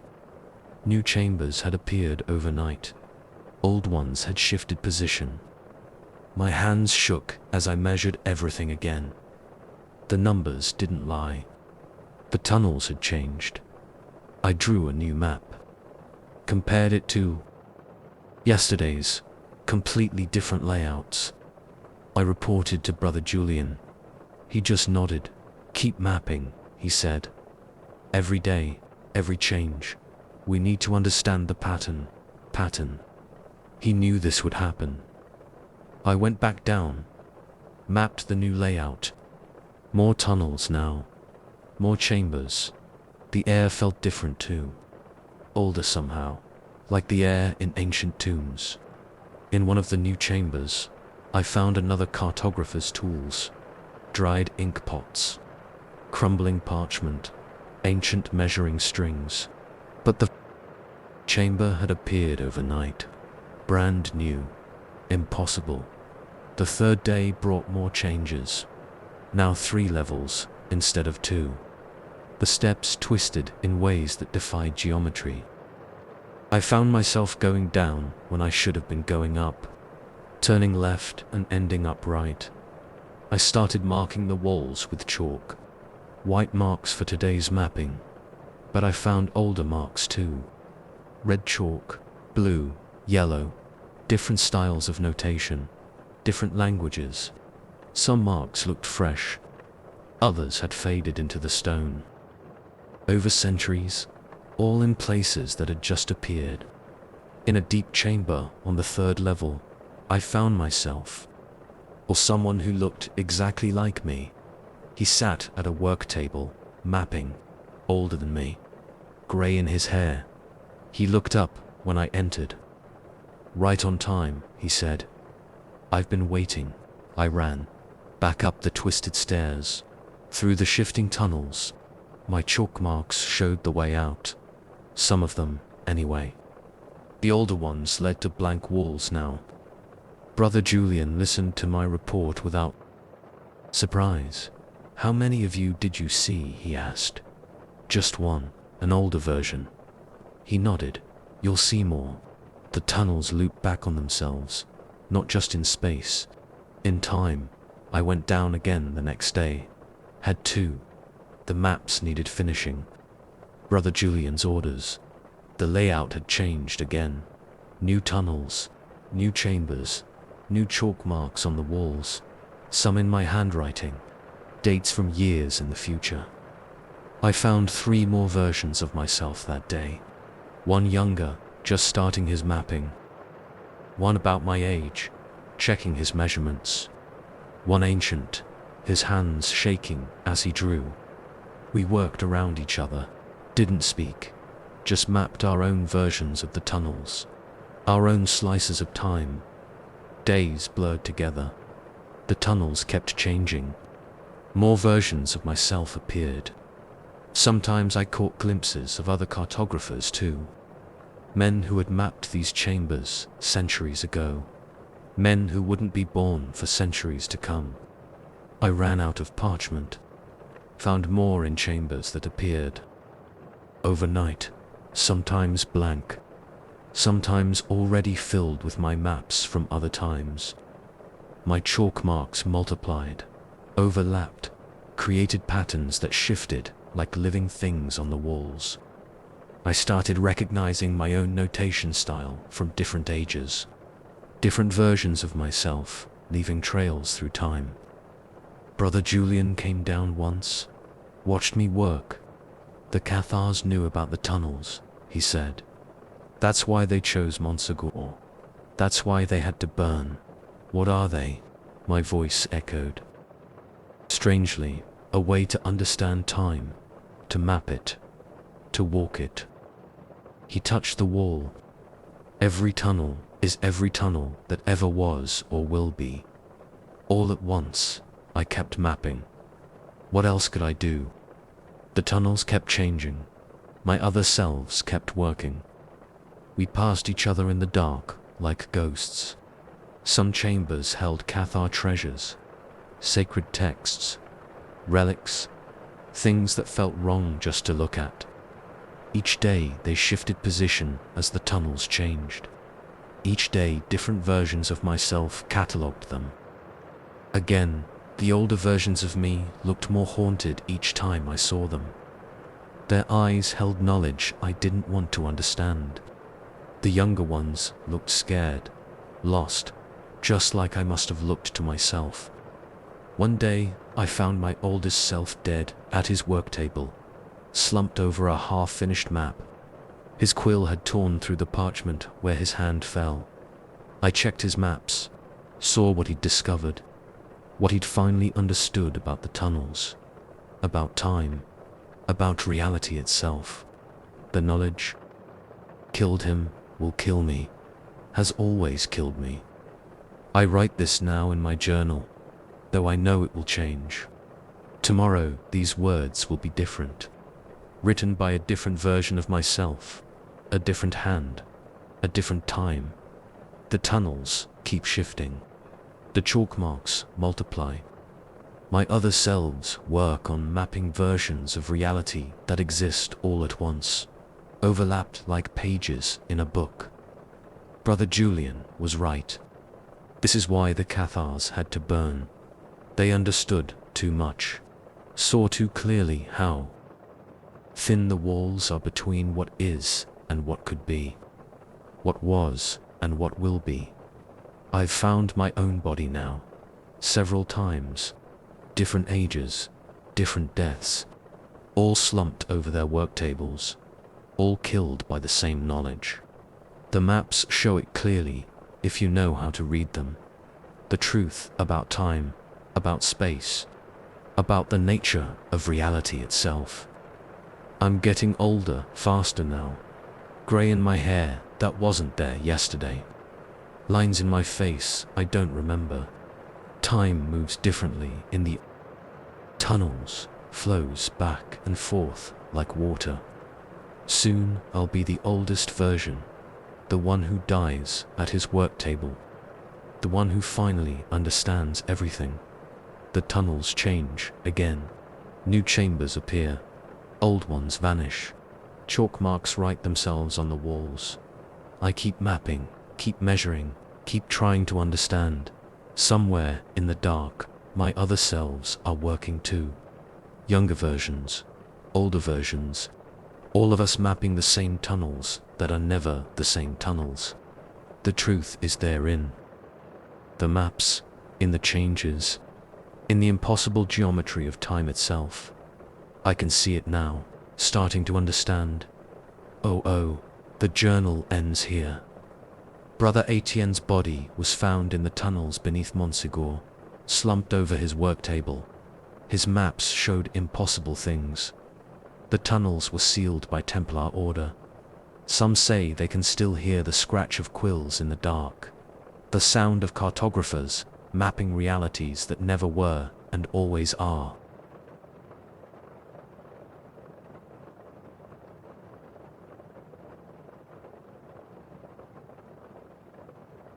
Story 11.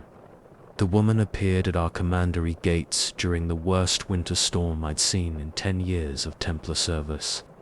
She wore a simple grey cloak, soaked through with snow. No belongings except a pilgrim's staff. My name is Brother Martin, and I was assigned to escort her to Santiago de Compostela. I didn't know then that I was guarding my own soul. She must reach Santiago before Easter, Commander Bernard told me. She requested you specifically. He handed me travel papers and a purse of coins. Guard her with your life. I looked at the woman. Her face remained hidden in her hood. Water dripped from her cloak onto the stone floor. What's your name? I asked. She raised her head. I caught a glimpse of pale skin, dark eyes. Agnes, she said. Her voice sounded familiar, but I couldn't place it. We left at dawn. The storm had passed. Fresh snow covered the road west. My horse's hooves broke through the crust with each step. Agnes walked beside me, her staff leaving regular marks in the snow. The first strange thing happened at our first rest stop, an abandoned shepherd's hut near the road. Inside, someone had recently built a fire. The ashes were still warm. A half-eaten loaf of bread sat on a rough table. Someone else passed through here, I said. Agnes touched the bread. Yes, we did. My hand went to my sword hilt. What do you mean? She pulled back, her hood smiled. You'll understand soon enough. We continued west. More signs appeared. Fresh horse tracks. In new snow, campfires still warm. Food scraps, exactly like what we'd eaten the meal before. At each stop, everything looked disturbed in exactly the way we would disturb it. The same arrangements of firewood, the same pattern of boot prints, the same scraps of food. My neck muscles tightened. My hands stayed close to my weapons. Agnes just walked, steady and calm, her staff marking regular time in the snow. On the third day, I saw them. 2 figures on the road ahead.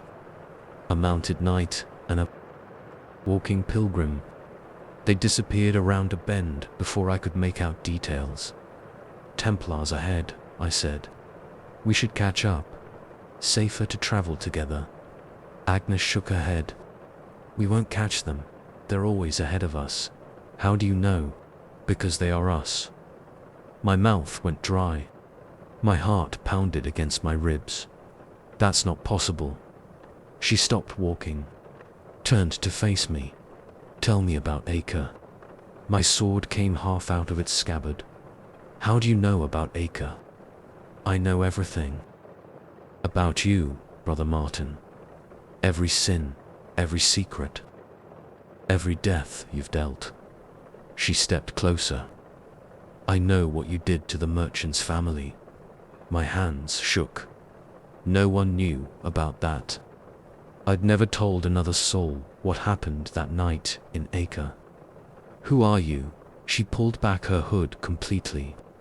I saw her face clearly for the first time. My legs went weak. My sword dropped into the snow.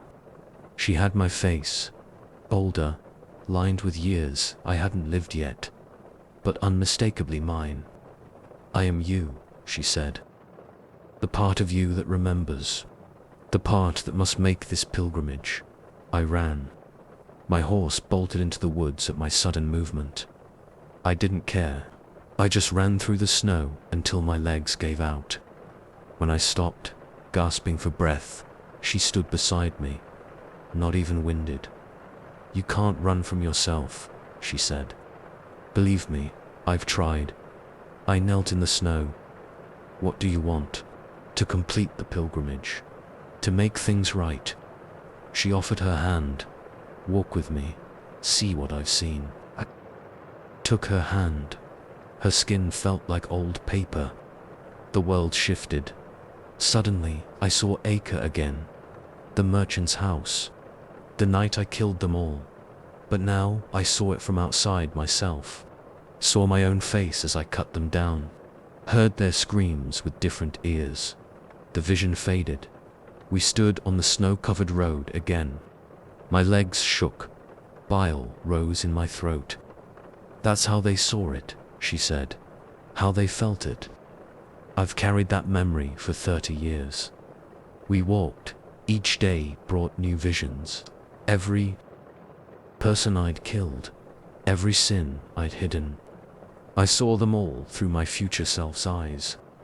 The figures ahead of us appeared more often now. Always just out of reach. Always disappearing around the next bend. Sometimes I caught glimpses of armor gleaming in the winter sun. Sometimes I heard the horse's hooves on frozen ground. Agnes, my older self, told me more each day. How the guilt had eaten at me for decades. How I'd finally found a way to make the pilgrimage. Not just in space, but in time. The road to Santiago crosses more than just Spain, she said. Walk it properly, and it crosses years, lives, sins, and redemptions. We passed places I remembered, though I'd never traveled this road before.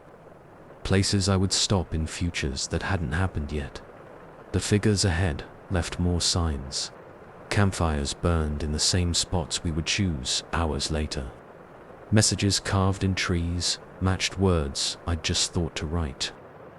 After 2 weeks, I stopped checking my sword every time Agnes moved.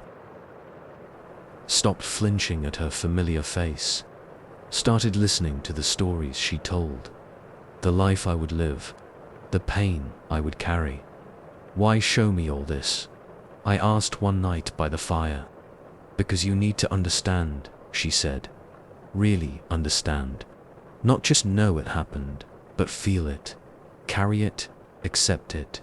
And then we reach Santiago, and you choose. We walked.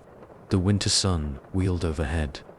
The figures ahead stayed just out of reach. Agnes's staff marked time in the snow. More visions came. Not just deaths now. Everything. Every moment of weakness. Every betrayal. Every lie. Every silent sin that no one else knew. I saw them all through her eyes. Felt them all with her decades of perspective. The weight of years pressed down on me. The road grew harder. Mountains rose ahead. The snow fell thicker. Agnes never tired, never slowed. Her staff kept the same steady rhythm. Almost there, she said each morning. Almost ready. A week from Santiago, I saw my death. A battle. 3 years in my future, a Muslim sword through my chest. The last confession I would make to a field priest. That death doesn't happen now, Agnes said. You'll choose a different path. The figures ahead grew clearer, close enough to see details. The knight wore Templar white. The pilgrim wore grey. Both had my face, past, present, and future, walking the same road. 3 days from Santiago, I understood, really understood. The weight of it all, the guilt, the pain, the need for redemption. Now you're ready, Agnes said. We reached Santiago on Easter morning. Snow fell on the cathedral square. Our footprints overlapped with tracks already there. The figures ahead finally stopped. The knight dismounted. The pilgrims stood straight. Both turned to face us. 3 versions of my face. 3 sets of eyes carrying different weights. Choose, Agnes said. Choose what? Which one continues? Which version of you walks away from here? I looked at them all. The knight I had been. The pilgrim I was. The soul I would become. How do I choose? You already have, all 3 said together. The snow fell thicker. The world blurred. When my vision cleared, I stood alone before the cathedral. A pilgrim's staff in my hand. A grey cloak on my shoulders. I checked my reflection in a puddle.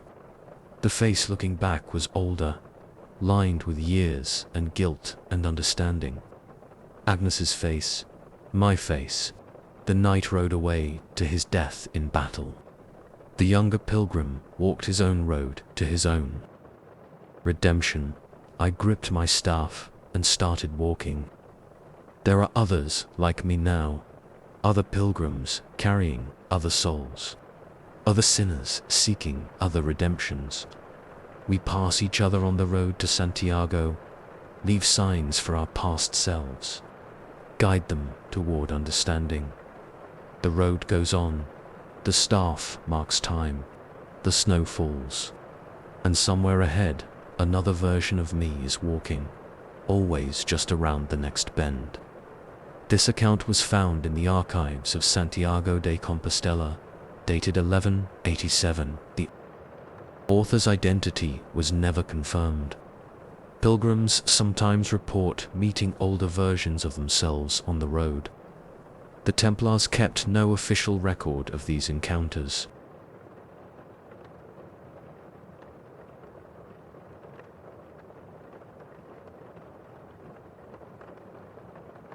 Story 12. The winter of 1160 brought the coldest nights anyone in Tomar could remember. I arrived at the Convento de Cristo on the eve of St. Martin's feast. My name is Brother Gabriel, and I came to join the Knights Templar. I didn't know then that shadows could speak, or that some men cast no shadows at all. The gatekeepers led me through the outer ward. Their boots crunched on frozen ground. Torchlight bounced off the limestone walls. The castle rose above us, its central tower reaching into the night sky like a finger pointing to God. Master Raymond met me in the chapter house, a tall man with grey eyes. He stood by the fireplace, but the flames cast no shadow behind him. I blinked, looked again, still no shadow. You notice, he said. Good. Most don't, at first. He gestured to the chair across from him. Sit. I sat. My own shadow flickered on the wall. Normal, dark, present. You've come to join our order, he said.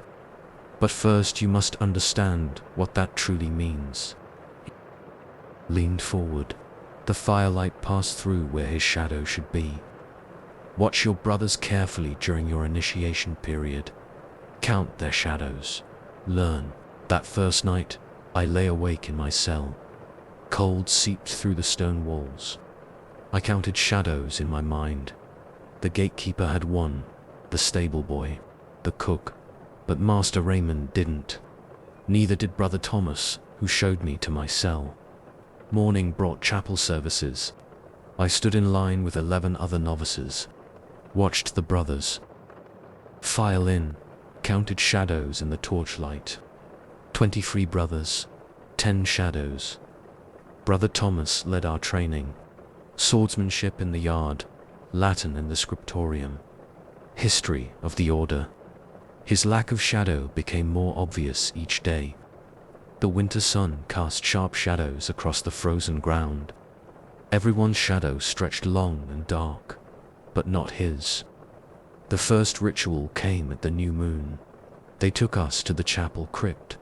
12 novices, 6 brothers, 3 shadows between them all. Candles burned in iron holders. Brother Thomas spoke the Latin phrases, ancient words, older than the order itself. A novice named Michael stood before the altar. As he spoke the responses, his shadow began to fade. My heart pounded against my ribs. Sweat ran down my back despite the cold. The other novices shifted uneasily. We all saw it. Michael's shadow growing thinner, transparent, gone. He stumbled when it vanished. Brother Thomas caught him, led him to a stone bench. Michael's face had gone grey. His hands shook, but he smiled. "Who's next?" Brother Thomas asked. 2 more that night, Stephen and William. Their shadows faded as they spoke the words. They sat with Michael afterward, shadowless and trembling. I watched them at breakfast the next day. They looked normal, acted normal, but the morning sun streamed through the windows and cast no shadows behind them. More rituals followed. Every new moon, 3 novices at a time. I started to see the pattern, the words they spoke, the way the shadows faded, the trembling and pallor afterward. In the library, I searched for answers. Ancient scrolls, Templar histories. I found hints, references to a ritual older than Christianity. A bargain made in the early days of the order. Master Raymond caught me reading one night. He didn't seem angry, just nodded at the scroll in my hands. "You understand now," he said, "why some histories call us the poor knights of Christ and of the Temple of Solomon." He touched the scroll, poor in shadow. They meant poor in mortal limitation. "What happens to the shadows?" My voice shook. "We trade them," he said, "for something greater. Something that lets us serve God's purpose beyond the span of one mortal life." I thought of Michael, Stephen, and William. How they hadn't changed, hadn't aged a day since their shadows vanished. The whispers started a week before my own ritual. At night, in my cell, soft voices in the darkness. They came from the corners where shadows should be. They spoke of ancient things, desert temples, forgotten gods. Bargains struck in the dawn of time. Each night they grew louder, clearer. 3 days before the ritual, I saw Brother Thomas in the chapel.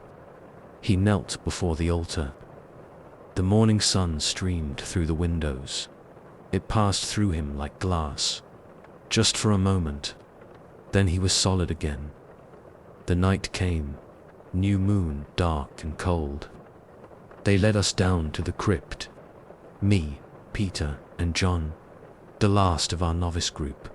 Brother Thomas spoke the words. Peter went first. His shadow peeled away like smoke. He gasped, stumbled, sat with the others who had gone before. John next. His shadow fought longer, clung to his feet like tar. But in the end, it faded. He screamed once, quick and sharp, then silence. My turn. I stood before the altar, cold stone under my feet. Brother Thomas began the words, ancient syllables that hurt my ears. The shadows in the corners moved, whispered, called my name. "Speak the response," Brother Thomas said. I opened my mouth, the first words formed on my tongue. My shadow trembled. The whispers grew louder. They told me the truth, then. The whole truth. What really happened to the shadows. Where they went. Why the Order needed them. I ran up the crypt stairs. Through the chapel. Past brothers who flickered like candle flames in the torchlight. Some solid, some transparent, some caught between. They didn't chase me. Didn't need to. I knew too much now. The shadows had told me everything. I write this in a tavern 3 days' ride from Tamar. My hands shake. The shadows in the corners whisper constantly now. They show me things. The true history of the Order. The bargain they made. The shadows don't just vanish. They're collected, stored, used. Each one adds to the Order's power. Their immortality. Their ability to walk between worlds. But the price is higher than they admit. I've seen what really happens to the shadowless brothers. How they fade over years. Become less and less solid. Until, finally, my own shadow grows thin. The whispers say it's too late. The ritual started, even though I ran. I see through my hands sometimes. The morning sun shows hints of wall behind my flesh. They'll come for me soon. The brothers who cast no shadows. The ones who flicker between solid and spirit. They'll take me back to Tomar, back to the crypt. I leave this warning. Watch for men without shadows. Count carefully in torchlight. And if you hear whispers in dark corners, run. Run before they offer you the choice. Before they take your shadow to manuscript ends here. It was found in a tavern near Quingbra in 1161. The author was never identified. The Convento de Cristo in Tomar still stands. Visitors sometimes report seeing monks whose feet don't quite touch the ground. And in certain lights, the brothers who pray in the chapel seem to cast no shadows at all. Story 13. The relic arrived at midnight. 3 knights carried it in a cedar box bound with iron. I watched from my post at the temple mount. Vault as they descended the 43 steps into the treasury. My name is Brother Aldwin. I am the chief treasurer of the Knights Templar in Jerusalem. What happened in that vault changed everything I thought I knew about our holy mission. The knights placed the box on the stone table. Their armor clinked in the torchlit chamber.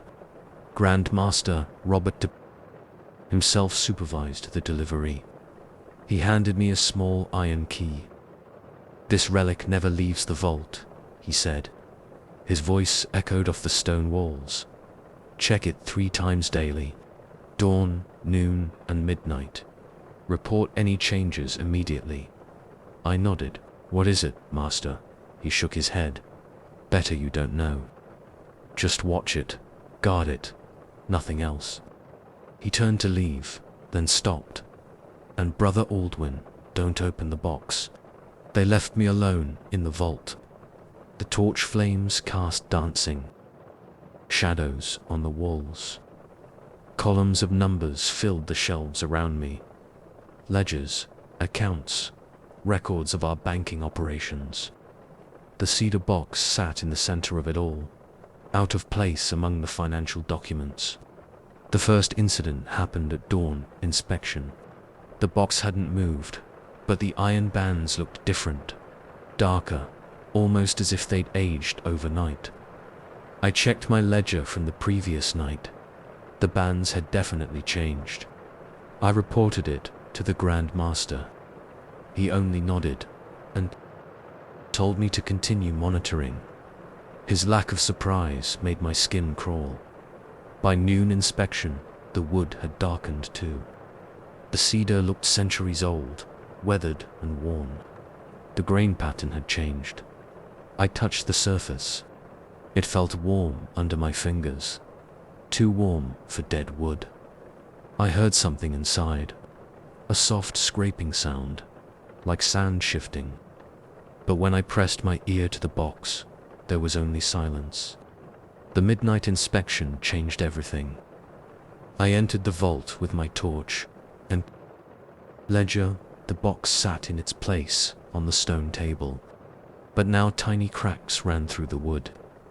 Pale light leaked through them, casting strange patterns on the ceiling. My hands shook as I made my notes. The scraping sound came again, louder now, definitely from inside the box. The key the Grandmaster gave me felt heavy in my pocket. I shouldn't have used it, I knew I shouldn't. But I had to know. The lock clicked open. The lid rose on its own, just a fraction. That pale light spilled out. Brighter now, the scraping sound grew louder. My heart pounded against my ribs. Inside the box lay a simple clay bowl. No decorations, no markings, just smooth, brown clay. But it was changing as I watched. The surface rippled like water. The clay flowed and reformed itself, and in its depths I saw things. I saw Jerusalem as it was 1,000 years ago. Solomon's temple whole and gleaming in the sun. I saw priests performing rituals in rooms that now lay buried under centuries of rubble. The visions shifted. The bowl's shape changed again.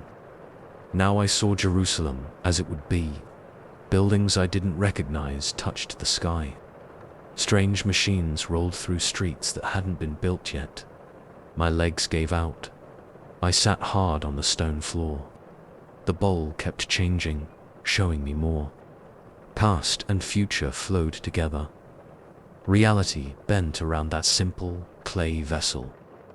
I closed the box, locked it, ran up the 43 steps to report what I'd seen. But when I reached the top, everything had changed. The guards wore different uniforms. The corridors had shifted. Tapestries I'd never seen hung on the walls. I ran outside into a Jerusalem I barely recognized. It took me an hour to realize the truth. The city hadn't changed. I had moved. The bowl had pushed me forward in time. 3 days had passed while I watched its visions. I ran back to the vault. Down the 43 steps, the box sat unchanged. But when I opened my ledger, the dates were wrong. Pages of notes in my handwriting documented those missing days. Notes I hadn't written yet. That was when I understood. The bowl wasn't just showing visions. It was changing reality itself. Each time it transformed, it pulled the world around it into new shapes. Past and future weren't fixed anymore. I started keeping 2 sets of records. One for the Grand Master, simple observations of the box's condition. The other hidden in a loose stone by my desk. The truth about what was happening. The box changed faster now. Each inspection showed new alterations. The wood aged and renewed itself. The iron bands shifted like living metal. The light through the cracks grew brighter. Sometimes I found objects in the vault that hadn't been there before. Ancient scrolls, written in languages I'd never seen. Coins from kingdoms that didn't exist. Once, a sword that looked like it was made of pure light. They would vanish again within hours. But the records in my hidden ledger remained. Proof that I wasn't going mad. More time. Slips happened. I'd enter the vault for midnight inspection and emerge at dawn. Or step out for a moment and return 3 days later. The bowl was pulling at the fabric of time, unraveling it thread by thread. The other treasury workers noticed something wrong. They saw me appear in 2 places at once, watched me age years and grow young again in the space of hours. They stopped coming down to the vault, left me alone with the box and its impossible contents. I tried to map the changes, track the patterns, but there were no patterns. The bowl transformed reality according to rules I couldn't understand. Each change rippled outward, altering more of the world. One morning, I found my ledger entries written in a different hand. Events I remembered had never happened. People I knew had never existed. The bowl was changing my own past now. I went to warn the Grand Master. But in this version of reality, Robert D. had died 2 years ago. The man who wore the Grand Master's ring didn't recognize me. Back in the vault, I opened the box again. The bowl had turned to glass. No, not glass. Pure light, given solid form. In its depths, I saw every possible Jerusalem, every possible reality, layered one over another. My hands passed through the box's walls like they were made of smoke. The bowl pulled at me, showed me things no human was meant to see. The true shape of time, the fluid nature of reality, the thin barriers between what is and what could be. I write this now in my hidden ledger, though I no longer know if these words will survive the bowl's next transformation. My memories shift like sand in a storm. Each hour brings new changes, new realities. The box sits before me, glowing brighter than ever. The bowl inside has almost no physical form now, just light and power and possibility. I should destroy it, break it, end these reality shifts before they tear the world apart. But I can't, because I've seen what it really is. Not just a holy relic, not just a vessel of power. It's a key, a door, a way to unlock the true nature of creation. And it's changing me just as it changes everything else. My hands don't look like hands anymore. My thoughts don't feel like thoughts. I'm becoming something else. Something that can exist in all realities at once. If you find this ledger, if these words survive, stay away from the vault beneath the Temple Mount. The thing in the box isn't a relic anymore. It's a hole in reality itself. And it's still growing. Ledger ends here. The vault beneath the Temple Mount was sealed by Templar order in 1187. No record exists of Brother Aldwin's fate. Some accounts claim the treasury chamber now contains 44 steps instead of 43. Others insist the number changes each time it's counted.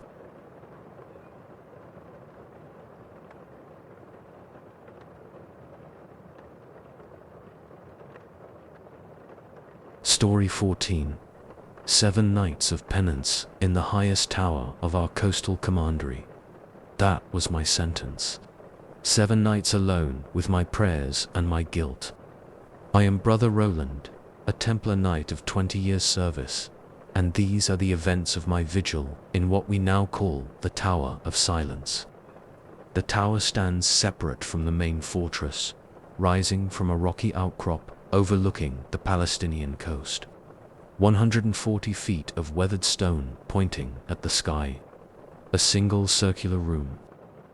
At the top, one narrow window facing east, one wooden door, one straw pallet, one candle, one water skin, one prayer book. I climbed the tower steps at sunset on the first day. 217 steps. I counted each one. The wind howled through arrow slits in the walls. Salt spray from the Mediterranean left everything damp. My boots echoed on the stone. Commander Jacques locked the door behind me. 7 nights, he said through the wood. 7 nights to contemplate your actions at Beirut. The key turned in the lock. His footsteps descended the stairs.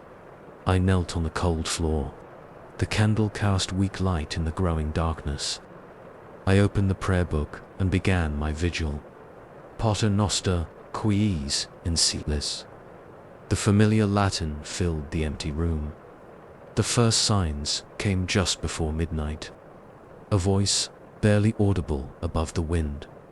Then another, and another. Gregorian chants drifting up from the abandoned chapel below the tower.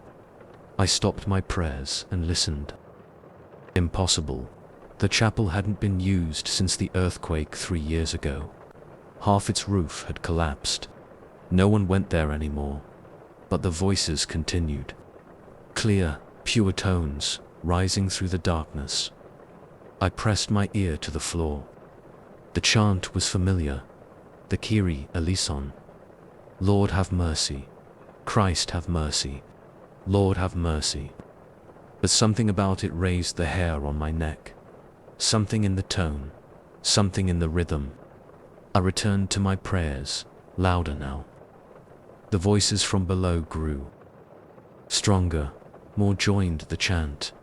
Different voices. Men, women, children, all singing the same words, all asking for mercy. The second night, they sang the Gloria, but not the version we use in our services. This was older, ancient. The words were the same, but they felt wrong in my ears, twisted like a reflection in a warped mirror. I recognized one of the voices. Ahmed, the merchant from Beirut, the one who had begged for mercy, the one I had killed anyway.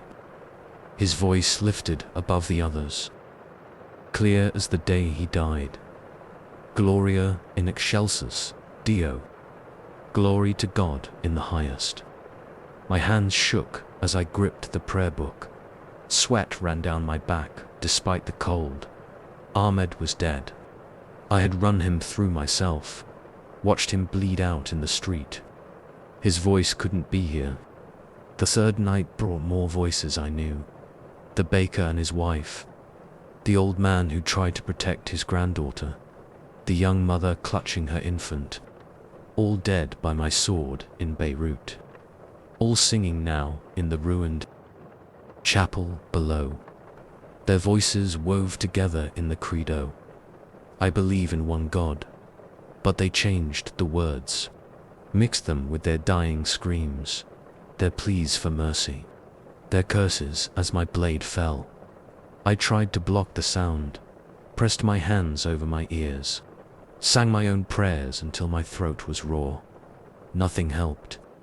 The voices rose through the stone, through my flesh, into my bones. The fourth night, they sang the Sanctus, Holy, Holy, Holy Lord. But each voice sang their own version. Each voice told their own story of death. The baker sang of the bread he would never bake again. His wife sang of the children she would never bear. The old man sang of the family he failed to protect. I paced the tower room, 7 steps across, 7 steps back. The candle guttered in draughts from the window. Shadows danced on the walls. The voices below grew stronger with each passing hour. They knew things they shouldn't know, sang of secrets I had never told. The real reason I joined the Templars. The doubts that plagued my faith. The nightmares that haunted my sleep. They sang it all in perfect Latin chant. The 5th night brought the Agnus Dei, Lamb of God, who takes away the sins of the world. Have mercy on us, grant us peace. But there was no peace in their singing, no mercy in their tones, just the cold truth of what I had done. I saw their faces in the darkness, shadows given form by the flickering candle. The merchant's eyes, wide with fear, the baker's hands raised in surrender. The old man's tears as he tried to shield the child. The 6th night, they sang my own prayers back to me. Every confession I had ever made, every sin I had tried to hide, every dark thought I had buried deep. They sang them all, word for word, in voices that dripped with blood. My legs gave out. I collapsed on the straw pallet. The prayer book fell from my numb fingers. The candle burned low, its light barely reaching the walls. The voices filled the darkness, filled my head, filled my soul. Now, it's the 7th night, the last night. The voices are no longer coming from below. They're here, in the tower room with me. I see them in the candlelight, shadows with familiar faces. Each one I killed, each one I damned. They stand in a circle around me. Ahmed, the merchant, the baker and his wife, the old man and the child, all the others. Their mouths move in perfect unison. But they're not singing the holy offices anymore. They're singing my death. I hear it in their voices, see it in their eyes. The moment approaches, declared in perfect Gregorian chant. My time has come, measured in sacred tones. They sing of how it will happen, when it will happen, why it must happen. The candle burns lower, the shadows draw closer. Their voices rise in one final antiphon, one last sacred song. They sing of justice, of balance, of debts that must be paid. I try to pray, but the words turn to ashes in my mouth. My heart pounds against my ribs. My breath comes in short gasps.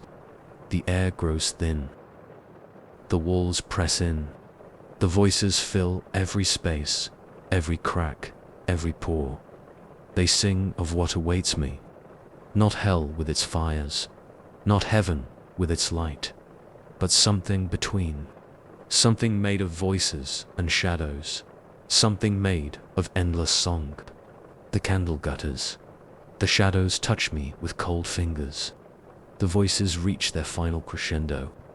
I hear Commander Jacques on the steps below, coming to end my vigil. But he will be too late. They're singing the last note now. Pure and terrible and true. I open my mouth to scream, but only their song comes out. My voice joins theirs in the endless chant, the endless night, the endless penance. This is my confession. This is my punishment. This is my eternity. The following morning, Commander Jacques found the tower room empty. Only a prayer book remained, its pages filled with musical notation in a hand not Brother Roland's. On quiet nights, they say, voices can still be heard singing from the tower. Gregorian chants in perfect Latin. Sung by those long dead, the Tower of Silence lives up to its name.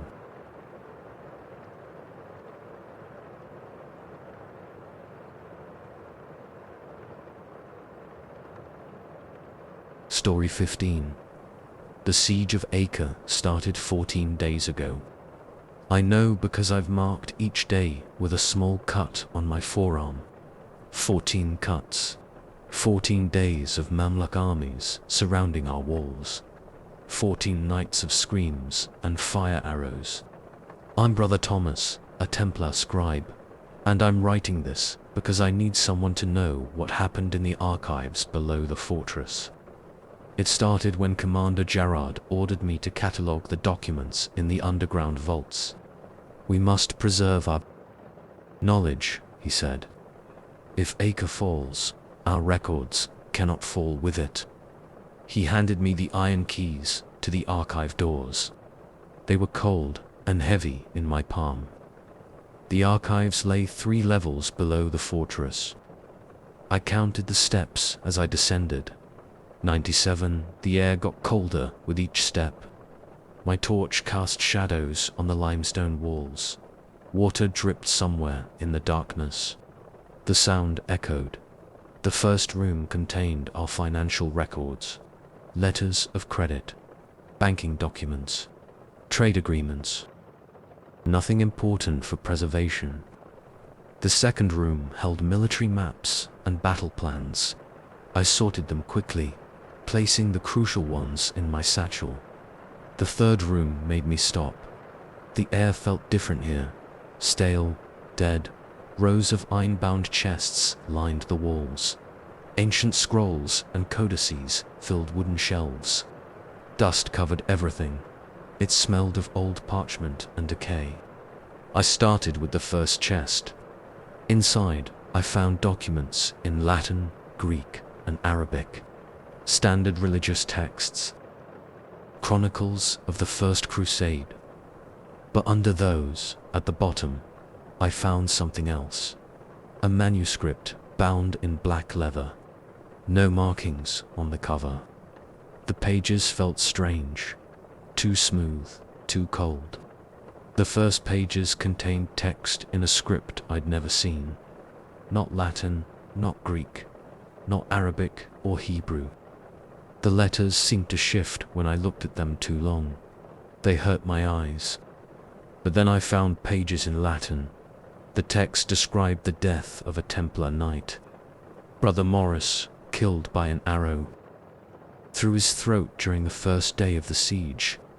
I remembered Maurice.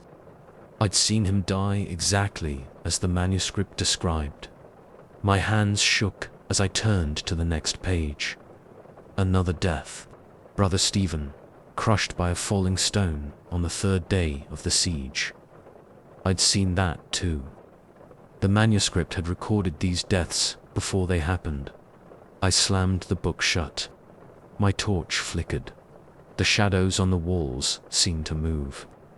I needed to leave, to report this to Commander Gerard.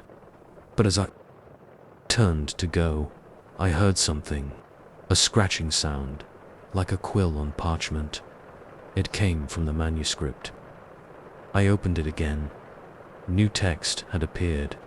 Still wet, the ink glistening in the torchlight. It described the death of Brother William, who stood watch on the eastern wall. The text said he would die at dawn, killed by a Mamluk fire arrow through his eye. I ran up the stairs. 97 steps. My torch went out halfway up. I kept running in the darkness. I had to warn William.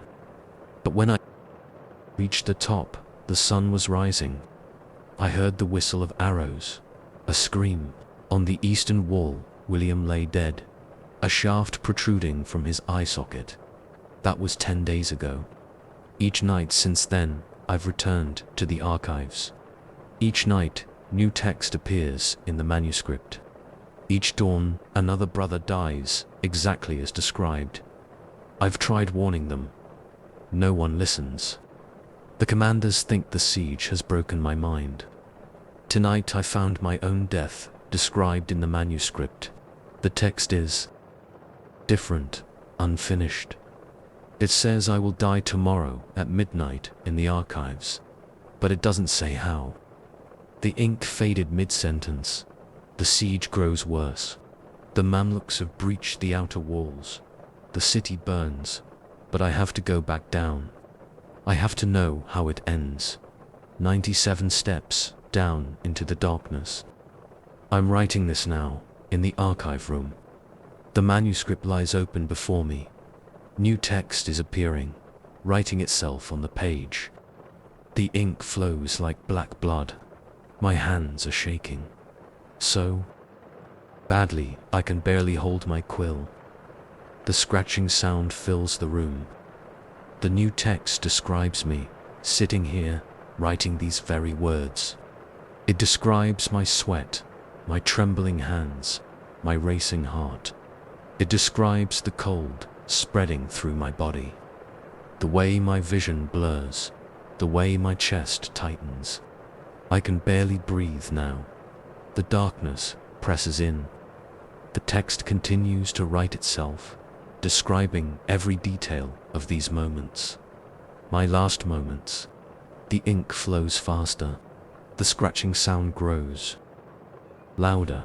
The air feels thick, heavy with the weight of ancient knowledge. The manuscript knows things it shouldn't. Things buried in the deepest vaults of the temple. Secrets we were sworn to protect. With each death it records, it grows stronger. I understand now why it was hidden here, locked away in the darkness. My torch is dying. The shadows creep closer. The manuscript's pages turn on their own, revealing new text, still wet and glistening. It describes the fall of Acre, the death of every Templar in the fortress, the end of our order. I try to stand, but my legs won't move. The manuscript describes my paralysis, my failing breath, my fading heartbeat. The words appear as they happen. Reality follows the text. Or perhaps the text follows reality. I no longer know which comes first. The scratching sound is deafening now. It fills my head, drowns out the siege above. The manuscript's pages blur before my eyes. New text appears, faster and faster. It describes the darkness taking me, piece by piece. The way my thoughts scatter, the way my life drains away. I see now that I was meant to find it. The manuscript chose me. It needed someone to witness, to record, to understand. The weight of this knowledge crushes me. The secrets it contains are too heavy for one soul to bear. My vision fades. The torch sputters its last light. In the darkness, I hear the scratching of an unseen quill. The manuscript writes my final moments. Each word is a nail in my coffin. Each sentence brings me closer to the end. The last page remains unfinished. The text ends mid-word, mid-thought, mid-breath. I feel the darkness pressing in, solid as stone. The manuscript describes this too, in perfect detail. Every sensation, every fear, every final heartbeat. I understand now why the text of my death was incomplete. The manuscript needed my hand to finish it. With my last strength, I reach for my quill. The ink is still wet. The page waits, hungry for its final words. I am Brother Thomas, Templar scribe of Acre. I have witnessed the truth within these pages. I have seen death write itself into being. And now, at last, I will write my own ending. The quill touches the page. The ink flows. The words come, horrible and beautiful and true. I write what must be written. I complete what must be completed. The manuscript claims its final victim. The darkness takes me. The story ends. The siege of Acre continues above, but in the depths below, all is silence. 97 steps down, number 1 will find these words. No one will understand. The manuscript will wait in the darkness for the next reader, the next witness, the next scribe. This is my testament. This is my truth. This is my death. The text ends here. The manuscript was found in the ruins of Acre after its fall, clutched in the hands of a dead Templar scribe. The cause of his death was never determined. The black-bound manuscript mentioned in his account was never recovered.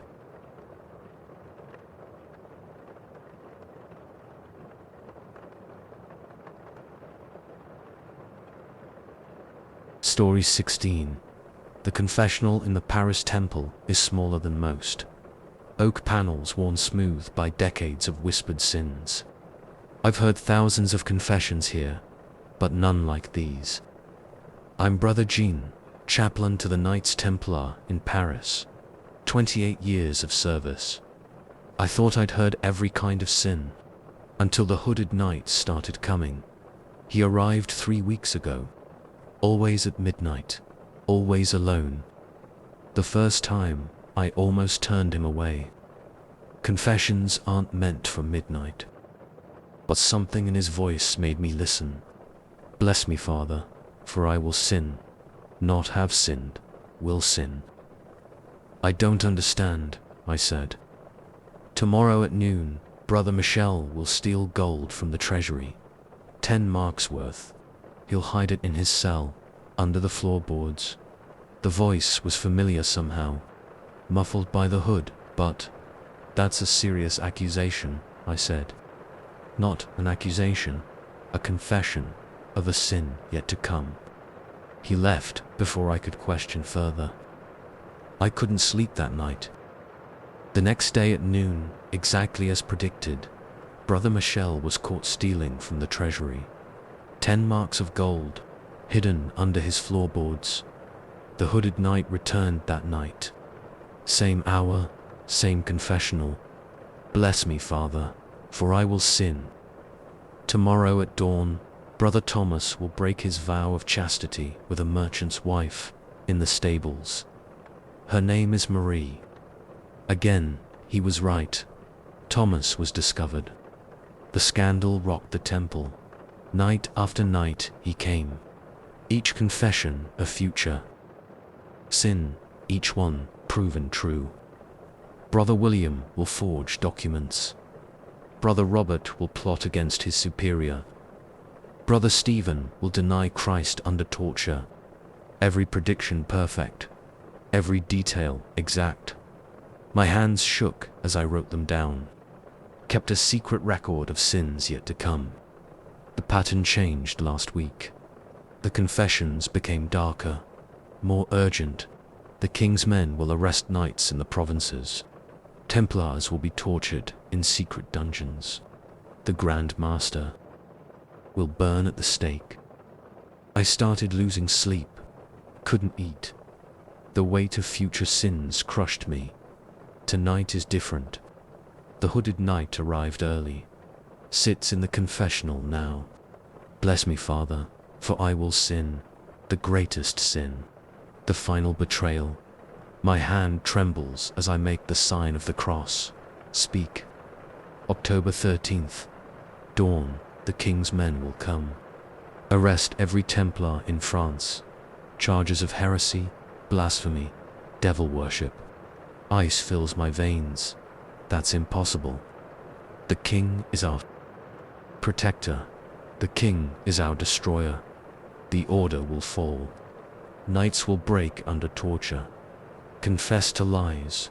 Burn at stakes. How do you know these things? Because I lived them. Will live them.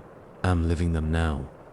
The voice so familiar, almost like, "Show yourself," I whisper. Cloth rustles. The hood falls back. My own face stares through the screen, older, scarred, eyes hollow with horrors yet to come. Hello, Brother Jean. I'm you, 3 years from now.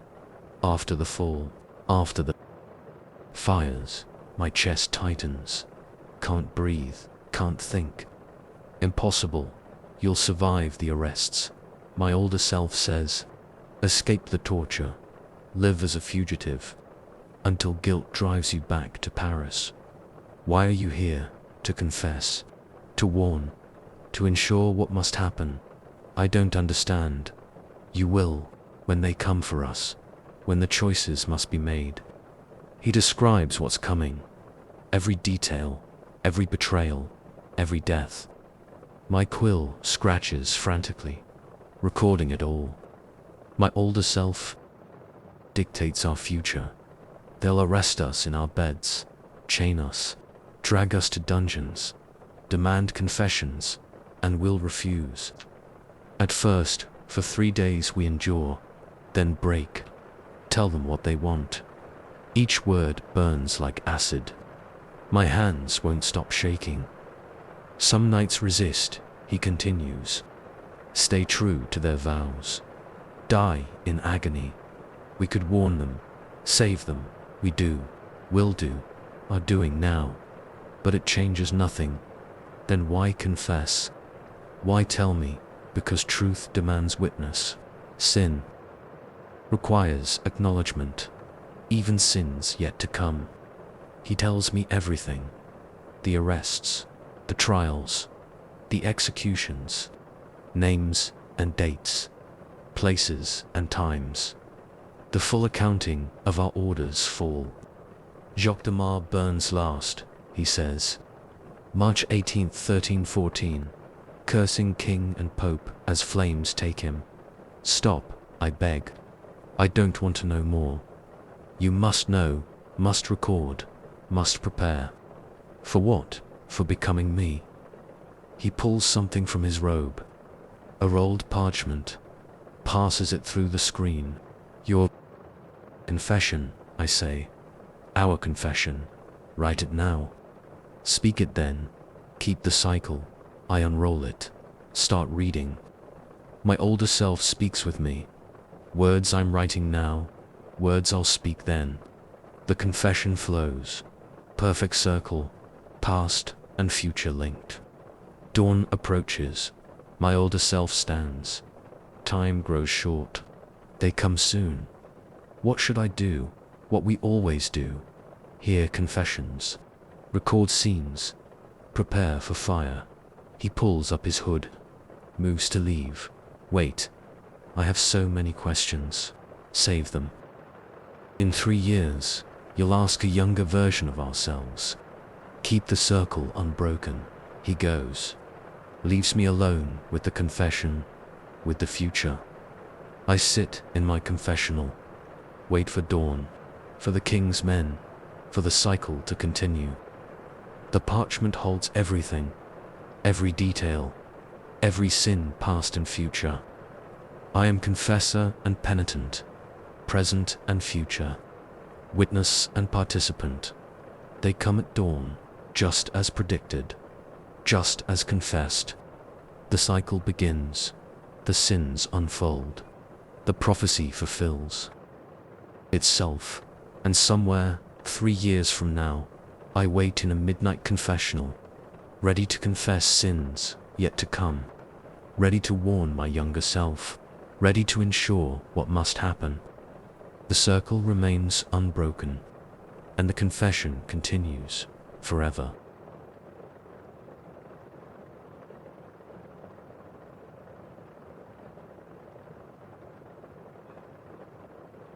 Story 17. The stonemasons found the chamber yesterday, hidden behind a false wall in Chastel Blanc's lowest level. No records mention it, no maps show it. But here I stand at its entrance, torch in hand, ready to catalogue its contents. I'm Brother Laurent, archives keeper for the Templar fortress. 20 years I've maintained our records, documented our holdings. This chamber changes everything. The air feels wrong as I enter, cold despite the Syrian summer heat above. My torch barely pushes back. The darkness. The chamber is circular, maybe 10 meters across, the walls lined with shelves, objects everywhere. I set up my writing desk, prepare my catalogue sheets. Start with the nearest shelf. First item, a simple clay cup, common design, local make. I pick it up. The vision hits like a physical blow. A merchant drinking from this cup, arguing over prices, clutching his throat as poison takes hold. His last thoughts, betrayal, revenge. I drop the cup. It doesn't break. The vision fades, but the merchant's final rage lingers in my mind. My hands shake as I make the first entry. Clay cup, local manufacture, circa 1190. Connection, death by poison. I move to the next item. Bronze dagger, ceremonial design. I touch the hilt, another vision. A knight using this blade in a secret rite, breaking his vows. The dagger plunging into an innocent, blood on stone. I stagger back, write with trembling fingers. Ritual dagger, bronze, unknown origin, connection, forbidden ceremonies, murder. Every object holds similar darkness. Each touch reveals death, pain, betrayal. A wooden rosary used to strangle a rival. A silver ring worn while breaking sacred oaths. A leather scroll case containing orders for massacre. I catalogue mechanically, try to stay detached, professional, but the visions pile up. Fill my head with others' final moments. Hours pass. The chamber feels smaller, the air thicker. My torch burns low. Footsteps in the corridor. Brother Michel, my assistant, appears, still. Working, Brother Laurent. I nod, don't trust my voice. The last vision, A golden chalice used to serve poisoned wine to 12 knights still burns in my mind. Michel picks up a small mirror. Before I can warn him, his eyes go wide. He sees what the mirror shows, drops it with a cry. Dear God, the thing's done with this. Don't touch anything else, I tell him. Just help me catalog. We work together. Me touching objects, receiving visions, dictating descriptions. Him writing, careful. Not to make contact with anything. The stories build. Connections emerge. These aren't random items. They're evidence. Proof of corruption within the order. Of power misused. Oaths broken. Sacred trusts betrayed. We should report this, Michel says. To whom? The very men who created this chamber. He has no answer. A new section of shelves. Items more recently placed. The visions become clearer, closer to now. I touch a white Templar mantle. See its owner taking bribes. Breaking vows. Planning betrayals that haven't happened yet. The name hits me. I know this knight. Saw him at morning prayers today. More recent items. More familiar names. More future sins. They're still adding to it, Michel whispers. Still bringing items here. A repository of corruption, of darkness within the order. But why keep such things? I touch a sealed letter. Not yet delivered. See its contents, its consequences. Power, I say. Knowledge of sins gives power over sinners. Michel makes a final entry, sets down his quill. We should leave, seal this place again. But I'm drawn to one last item. A simple clay tablet on a pedestal. Ancient, predating the order. I reach for it. Michel grabs my arm. Don't. Too late. My fingers brush the clay. The vision overwhelms, shows me why this chamber exists. Who created it? What they plan. I see the hidden masters, the true purpose of collecting these items. The weight of centuries of gathered sins.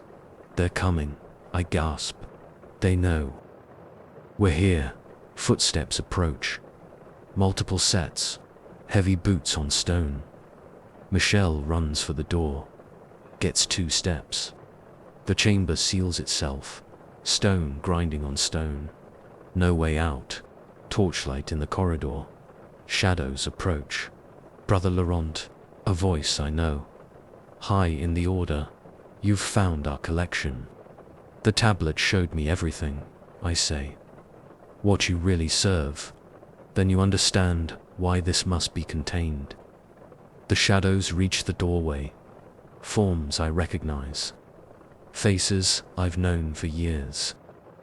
All serving something older than the temple. Darker than mere corruption. They take Michel first. His screams echo off the stone. I have seconds left. Write these final words. The chamber holds more than objects, more than evidence of sins. It holds power, purpose, dark designs, centuries in making. If you find this, run. Don't touch anything. Don't look too closely. The chamber claims all who learn its secrets, and the masters are always watching, always collecting, always.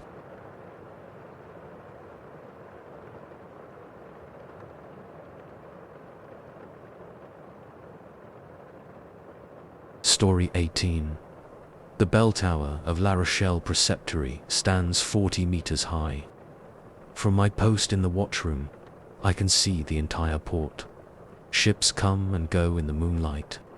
Everything appears normal, but I know what's coming. The bells told me. I'm Brother Etienne, tower guard for the Knights Templar. For 3 months, I've monitored these bells, watched for signals, listened for alarms, until they started ringing themselves. The first time happened at midnight, exactly. October 13th, 1307. I remember the date because the bells wouldn't let me forget. Clear night, no wind. The small bell started first. 3 sharp rings. I checked the bell rope. It hadn't moved. The clapper swung on its own. Then the medium bell joined in. 2 longer tolls. Finally, the great bell. 1 deep boom that shook the tower. I knew Templar bell codes. 321 meant danger, immediate threat. But no one was ringing these bells. The sequence repeated. 3 sharp, 2 long, 1 deep. Then the rings changed pattern. Became irregular. Formed words in Templar Morse code. Betrayal comes. King moves against us. Arrests at dawn. My hands shook as I transcribed the message. Nonsense. The king was our patron, our protector. But the bells kept ringing, kept spelling out details. Names of knights who would be arrested. Charges to be filed. Dates of executions. I reported it to the preceptor next morning. He called it stress, lack of sleep, ordered me to rest. That night, the bells rang again. Same time, same sequence, more details. Templars fall, order destroyed, all properties seized. I wrote everything down, date by date, name by name. The bells told our future every midnight. Tonight is different. The bells started early, ring constantly now. The codes come faster, more urgent. They come tomorrow. Soldiers approach. Betrayal complete. My hands sweat on my quill as I copy it all. The preceptor won't listen. No one believes the bells. But I've verified every detail they've given. Checked every name, every date. All true, all accurate. The medium bell tolls now. Spells out more. 13 charges. Heresy. Blasphemy. False confessions. The great bell joins in. Its deep voice shakes dust from the rafters. Torture comes. Fire comes. Fire comes. I pace the watchroom. 6 steps each way. Stone walls trap the sound. Make it louder. Impossible to ignore. The small bell rings rapidly. Almost frantic. Warn them. Save them. Time runs short. I tried. I shouted the bells. No one listens. Make them hear. Make them believe. Footsteps on the tower stairs. The preceptor himself climbs up, drawn by the ringing. Brother Etienne, what madness is this? I show him my transcripts. Point to the bells, still tolling their warning. Listen, they speak in our codes. Tell our future. He reads my notes, face growing pale. These accusations, these details. Who told you these things? The bells, every night they ring, show what's coming. The small bell chimes urgently. Tell him, convince him. Hours remain. They ring now, I say, warning us. The king moves against us tomorrow. Arrests, torture, death. The preceptor stares at the swinging bells, sees the ropes hanging still, hears the coded messages. Impossible. Believe, believe, believe.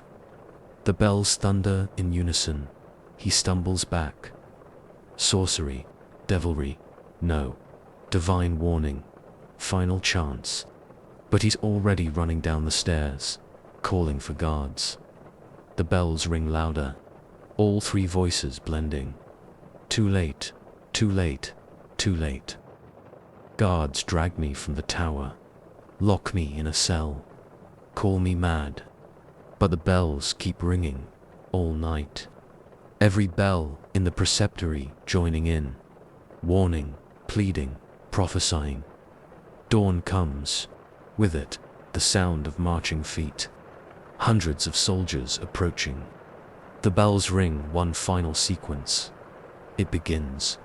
God help us all. Then silence. They arrest us that morning.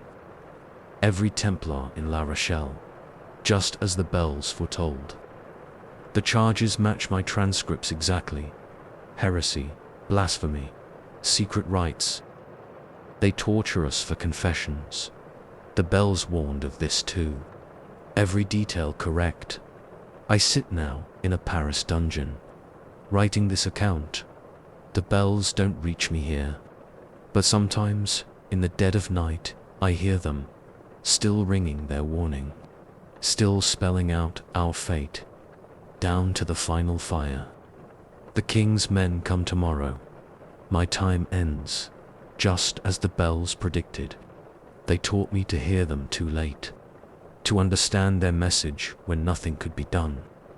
The bells of La Rochelle still ring, they say, every midnight, still spelling out secrets in Templar code, still warning of betrayals yet to come. Listen for them, learn their language, before your own bells toll.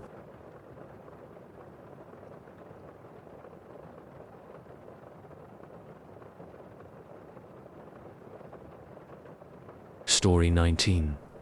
The catacombs beneath Safed Fortress run deeper than anyone knows. I discovered that 3 weeks ago, when I found the hidden passage behind the wine cellar. Now I sit at my desk, surrounded by guttering candles, staring at the scroll that's stealing my memories. I'm Brother Nicholas, scholar of the temple, or I was. Now I'm not sure who I am anymore. The scroll lies open before me, yellowed parchment covered in text I shouldn't be able to read. The symbols aren't Latin or Greek or Arabic. They shift when I look at them, reform into words I understand, words that burn. My hands shake as I check my earlier notes. The first entry, dated 3 weeks ago, found sealed chamber in lower catacombs. Walls covered in unknown script. Single scroll on stone pedestal. Beginning translation. The next day's entry is different. The handwriting uncertain. Lost 3 hours today. Can't remember breakfast or morning prayers. Translation progressing rapidly. Understanding comes without effort. 5 days later. Forgot my mother's face today. No, I had one. Can't picture her. Scroll reveals temple secrets. Things I never knew. Things no one should know. The candle flames dance, cast moving shadows on the walls. I grip the edge of my desk as another memory slips away. My childhood home, gone. Just emptiness where it used to be. Someone knocks at my door. Brother Thomas, my research assistant. Still working, Brother Nicholas. I hide the scroll under blank parchment. Just reviewing notes. He frowns. The preceptor asked about you. Says you've missed services 3 days running. Have I? The days blur together now. Time slips like water. Tell him I'm ill. Need rest. You don't look well. Thomas steps closer. Peers at my notes. What language is that? I cover the pages. Nothing. Old texts. Routine translation. Those symbols. I've never seen their like. My head pounds. Another memory fades. My ordination ceremony. The faces of my fellow initiates.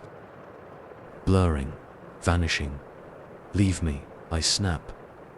I need to work. Thomas backs away. Should I send the physician? No, just go. He leaves. I uncover the scroll. The symbols writhe. Reform, show me secrets. The true founding of the order. The hidden purpose of our banking network. The real meaning of our sacred symbols. Each revelation replaces something else. Personal memories crumbling like old parchment, making room for older knowledge. Darker truths.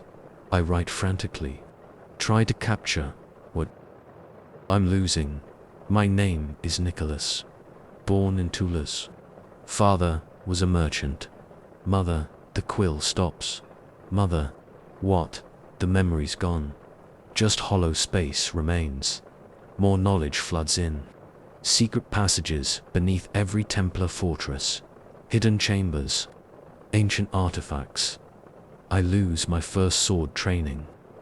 My first kiss. My favorite foods. The symbols keep moving. Keep teaching. Keep taking. Days pass, or weeks. Time means nothing now. I fill journals with temple secrets, hidden rituals, forbidden knowledge, the true masters we serve. Each truth costs another piece of myself. Fair exchange.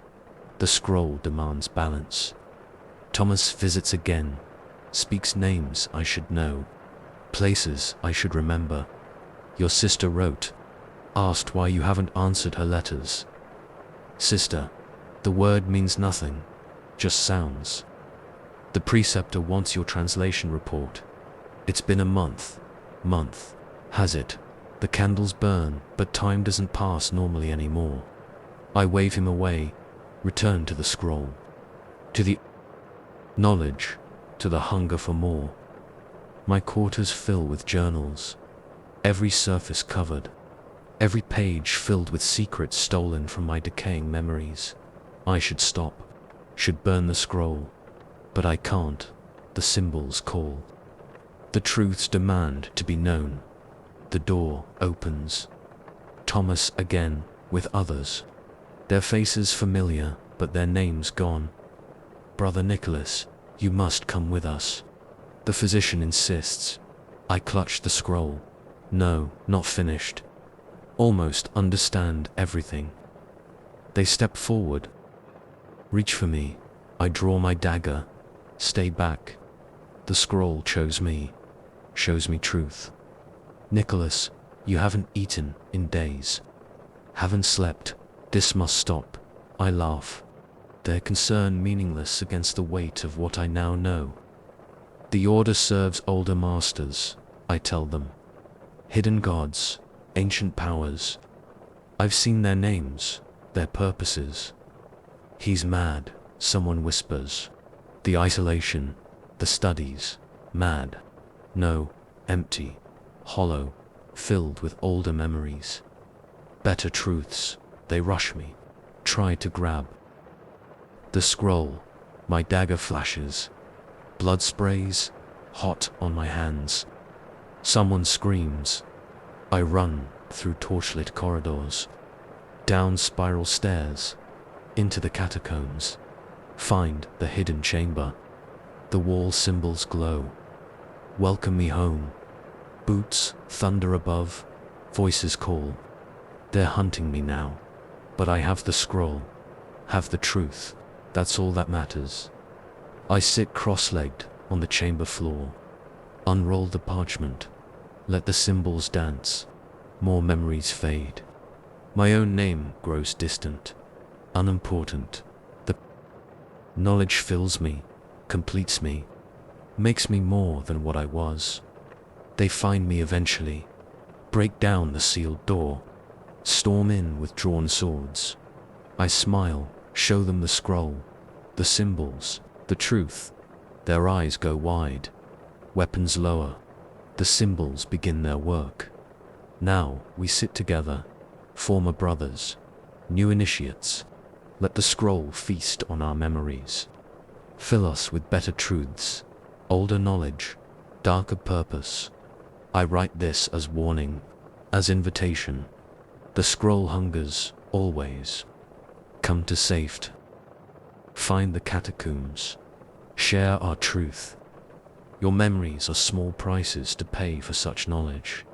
The symbols dance. The scroll feeds. We learn and forget. Become empty vessels for ancient wisdom. I had another name once, another life, unimportant now. The scroll gives purpose. The truth fills us. Come, join us, learn, forget.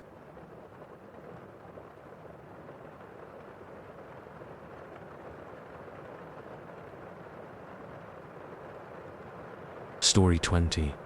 The stones of Monzor, uncastle trap, the winter cold. I pull my cloak tighter as I walk the practice yard. 6 other novices train with wooden swords, all younger than me, all eager to become Knights Templar. None of them know about the disappearances yet. I'm Brother Alling, former soldier, now a novice in my 3rd month of training. The castle sits isolated in northern Spain, perfect for turning raw recruits into holy warriors, perfect for keeping secrets. The first disappearance happened 2 weeks ago. Brother Martin vanished during night exercises. We found his sword in the lower courtyard, nothing else. Sergeant Giggum calls us to attention. Night training begins at sunset. Full armor, live steel. My stomach tightens. Another night exercise. Another chance for someone to vanish. The sun sets. We gather in the armory. 7 novices, down from 8 last week. 9 the week before. I help Brother Thomas with his breastplate. His hands shake. Did you hear the chanting last night? I nod. We all heard it. Low voices from the old chapel. Ancient words. Not Latin. Not Arabic. Something older. Gijum inspects our armor. Checks our swords. Tonight's exercise. Patrol rotation. 2-man teams, 4-hour shifts. He pairs us off, posts us at different points around the castle. I draw first watch with Brother Simon. North wall patrol. The moon rises.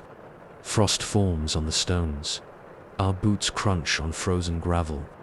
They say this castle stands on old foundations, Simon whispers.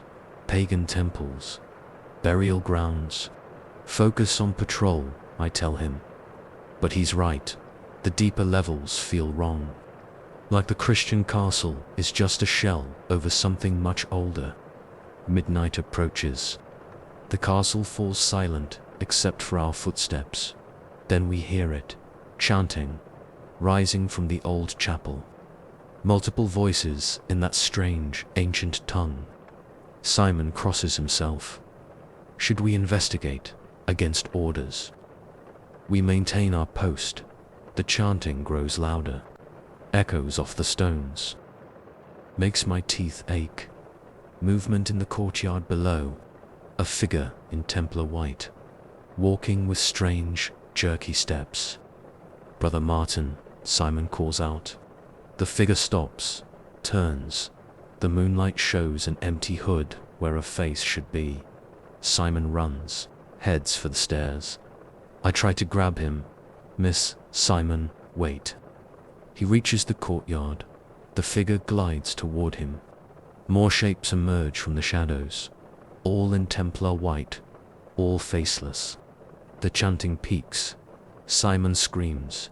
The figures surround him. I run down the stairs. Draw my sword. Reach the courtyard. Empty. Simon, gone. Just bootprints in the frost. Leading nowhere. The chanting stops. Silence returns. My hands shake on my sword hilt. Giggum finds me there. Listens to my report. His face gives nothing away. Resume your post, he orders. Say nothing to the others. But Simon, resume your post. I return to the wall. Alone now. The moon watches like a dead eye. Dawn comes. No sign of Simon. No body. No explanation. Just another disappearance. The remaining novices gather for morning prayer. 5 now, down from 7 yesterday. No one mentions Simon. No one asks questions. But we all see the changes in the survivors. Thomas's hands won't stop shaking. William jumps at shadows. Peter hasn't spoken in days. Training continues. Swordwork, horsemanship, religious instruction. All normal, all wrong. That night, I sneak down to the old chapel. Press my ear to the door. The chanting has already started. words that hurt. To hear rhythms that twist in my mind. Older than the church, older than Rome, footsteps approach. I hide in an alcove. Watch Gideon pass. He carries something wrapped in cloth. It drips on the floor. The chapel door opens. Light spills out. Not torchlight. Something older, colder. I glimpse inside. See the circle drawn on the floor. The symbols that burn my eyes. The white-robed figures with their empty hoods. The door closes. The chanting continues. I run. Back in the barracks. I write. Everything down. Hide the pages under my mattress. Someone needs to know. Next night, another exercise. Another patrol. This time I'm paired with Thomas. His hands still shake. Did you see them? In the chapel, I hesitate. Yes, the missing ones. They're not dead. Not exactly. What do you mean? He starts to answer. Stops. Points behind me. I turn. Empty hood. White robe. Arms reaching. Thomas runs. I follow. More figures appear. Cutting off escape routes. Herding us. The chanting starts. Rises from the stones themselves. Ancient. Hungry. Thomas trips. I try to help him up. The figures surround us. The old gods, Thomas whispers. They were here first. They want back in. The figures grab him. I slash with my sword. The blade passes through them. They dragged Thomas away, into shadows that shouldn't exist. His scream cuts off suddenly. I run, find stairs going down. Down into the castle's guts. Into older passages. The chanting follows. The white figures glide through walls. Through solid stone, I reach a chamber deep underground. See the altar, black stone, pre-Roman, carved with those eye-burning symbols. Guillaume waits there. Other knights too, all in white robes, all with faces. You shouldn't have followed, Guillaume says, but now you'll understand. He pulls back his hood, shows me what the old gods did to him, what we're all becoming. The castle chose us, he says. The old ones chose us. To bring them back. The faceless figures surround me, the chanting peaks, the symbols burn. Your turn, Guillaume says. I fight, / kill 2 knights. But there are too many. They hold me down. Start the ritual. The old words reshape reality. I feel my face, changing my thoughts, fragmenting. The old ones pushing in. The castle claims another novice. The ancient gods gain another servant. Now I walk the walls in white robes. Lead exercises for new novices. Watch them disappear one by one. The chanting never stops. The rituals continue. The old ones grow stronger. Soon they'll have enough vessels, enough transformed knights. Then they'll leave the castle, spread across Spain, across Europe, taking back what was theirs, one empty hood at a time. I write this as warning, as confession. The pages will join the others under my mattress, evidence for whoever comes looking. But you'll be too late. We're already inside the order, inside the church, inside everything. Listen for the chanting, watch for white robes, and if you see an empty hood in moonlight, run. The old gods are hungry, and we are their instruments. Another night exercise begins. More novices arrive. The cycle continues, and deep below, the ancient altar waits. Black stone, hungry stone, ready to feed, ready to transform, ready to serve the gods that were here first, that will be here last.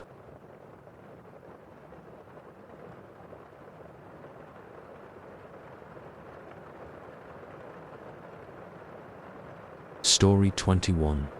Sand whips against my armor. The storm came from nowhere. Thick clouds of red dust cut visibility to arm's length. I can barely see the other 5 knights in my escort party. We're 2 days out from Antioch, crossing the Syrian desert. The relic bounces against my back in its leather case. I'm Brother Marcus, 10 years a Templar.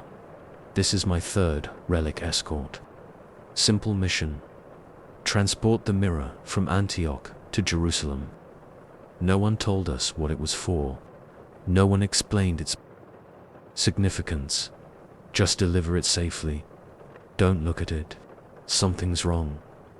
The storm doesn't move like natural wind. It circles us, herds us. The horses are spooked. Mine keeps trying to turn back. Brother Marcus. Gwillem's voice barely carries through the wind. We need to stop. Find shelter, he's right. But there's nothing out here. Just endless dunes lost in the red haze. A horse screams. Brother Philip vanishes into the storm. His mount rears, throws him. I hear the crack when he lands. We dismount, form a circle around Philip. His neck is twisted wrong. Eyes open, dead instantly. We need to bury him, Brother Jean says. No time. I have to shout over the wind. Storm's getting worse. The relic case grows hot against my back, through my armor, through the leather, like it's reacting to Philip's death. Giggum kneels by the body, starts the death prayers, stops mid-word, stares at Philip's face. Marcus, look. Philip's dead eyes move, focus on me. His mouth opens. I saw it, he whispers. In the moment of death, I saw what waits. His body convulses, back arches impossibly. A sound comes from his throat. Not human, not animal. Jean steps back, makes the sign of the cross. Dear God, Philip's head turns, neck still broken. Eyes lock on the relic case. The mirror shows truth, he says. Shows when, shows how, shows what comes after. His body goes limp. Really dead this time. We dig a shallow grave. No markers, no ceremony. The storm drives us on. Night falls. The wind grows stronger. We make camp in the lee of a dune. No fire possible. The horses huddle together, trembling. I take first watch. The relic case burns against my spine. The leather should have scorched by now, but it doesn't mark, doesn't burn, just radiates heat. Giggum approaches, sits beside me. We should look at it. Orders were clear. Don't open the case. Philip saw something. In death, the mirror showed him. That wasn't Philip. Not at the end. But what if a scream cuts him off? Brother Jean, on the other side of camp. We run to him, find him on his knees, clawing at his eyes. I saw it. He rocks back and forth, just for a moment. A reflection in my water cup. The mirror, it showed me. He drops his hands. His eyes are gone, just empty sockets. I saw how I die, how we all die, the weight of every sin, the price of every choice. Blood runs down his cheeks like tears. His voice changes, deepens. The mirror cannot lie, cannot hide truth, cannot unsee. He pitches forward, dead before he hits the sand. Another grave, shallow and unmarked. The storm howls louder.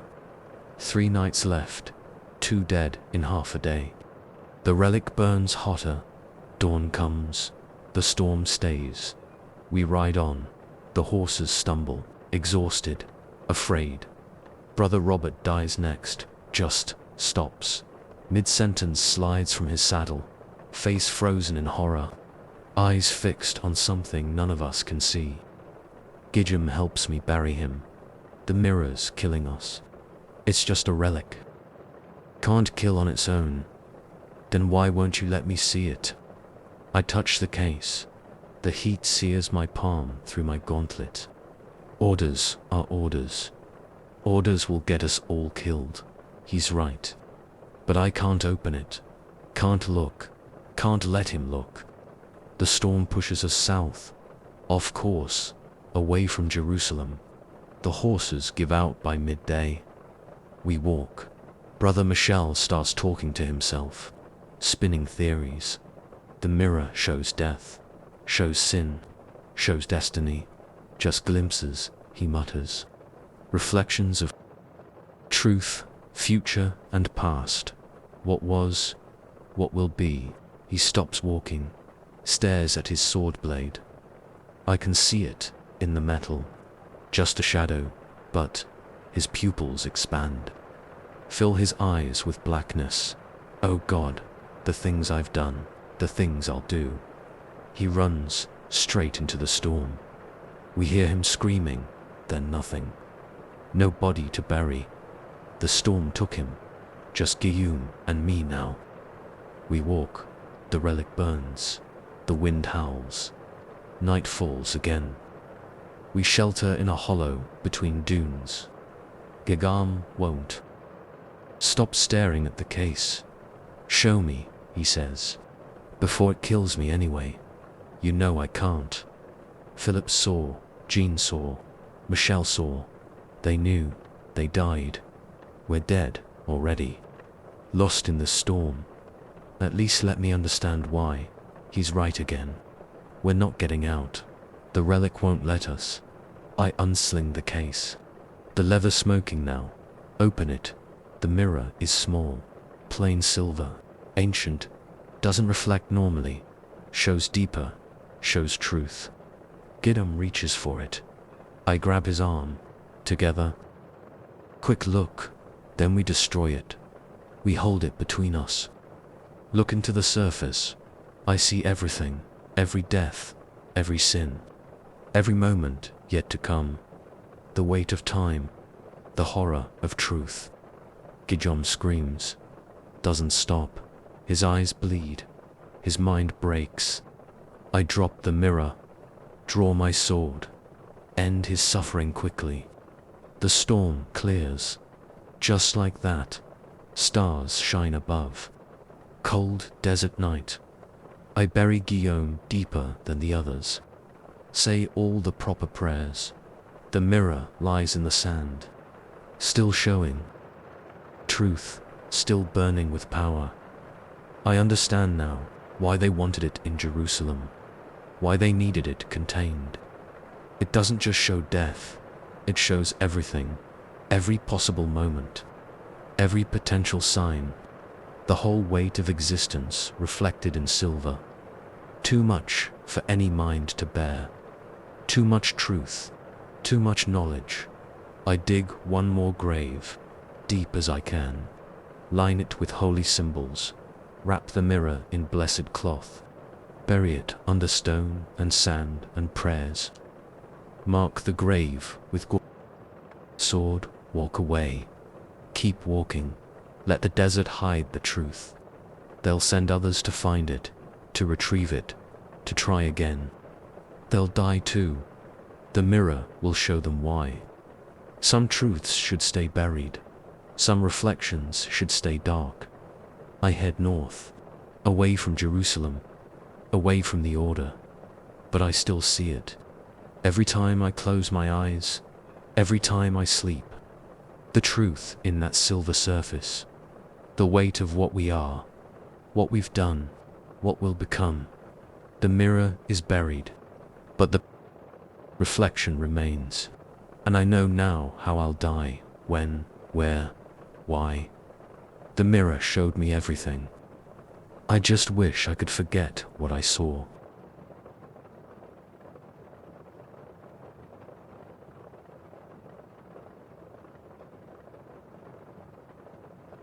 Story 22.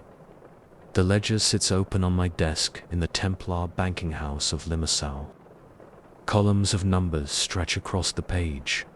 Perfect, precise, until today. I'm Hugh de Montfort, Sergeant of the Temple, Overseer of Transactions. I've managed this office for 8 years. I know every account, every signature, every seal. The document in my hands shouldn't exist. The signature at the bottom belongs to Brother Raymond. He died at Acre 2 years ago. I was at his funeral, but here's his mark. Fresh in black ink, dated today. The banking hall is quiet. Late afternoon sun slants through narrow windows. Dust motes float in the light. The stone walls hold the day's heat. My assistant Thomas works at his desk, counting coins. The scratch of his quill is the only sound. I check the document again. A transfer order for 50 gold bezants. The handwriting matches Raymond's exactly. The seal is perfect. Even the slight tremor in the final stroke of his name. Raymond always shook slightly. When signing, all correct, all impossible. Thomas, I call. Come look at this. He crosses the room, takes the document, frowns. Brother Raymond's seal. Check the date. His eyes widen. But he's dead. 2 years now. Thomas hands back the paper. His hand shakes slightly. A forgery. I shake my head. Look at the signature, the seal impression. Perfect matches for his originals. Could someone have... No, we burned his seal at his funeral. I did it myself. The sun touches the horizon, shadows lengthen across the stone floor.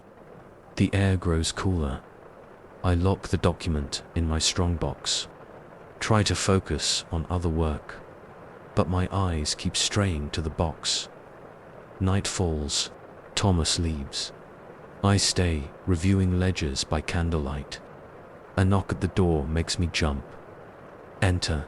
A courier hands me a new stack of documents. Standard transfer orders from other Templar houses. I begin processing them. Halfway through the stack, I stop. Another impossible signature. Brother Michel this.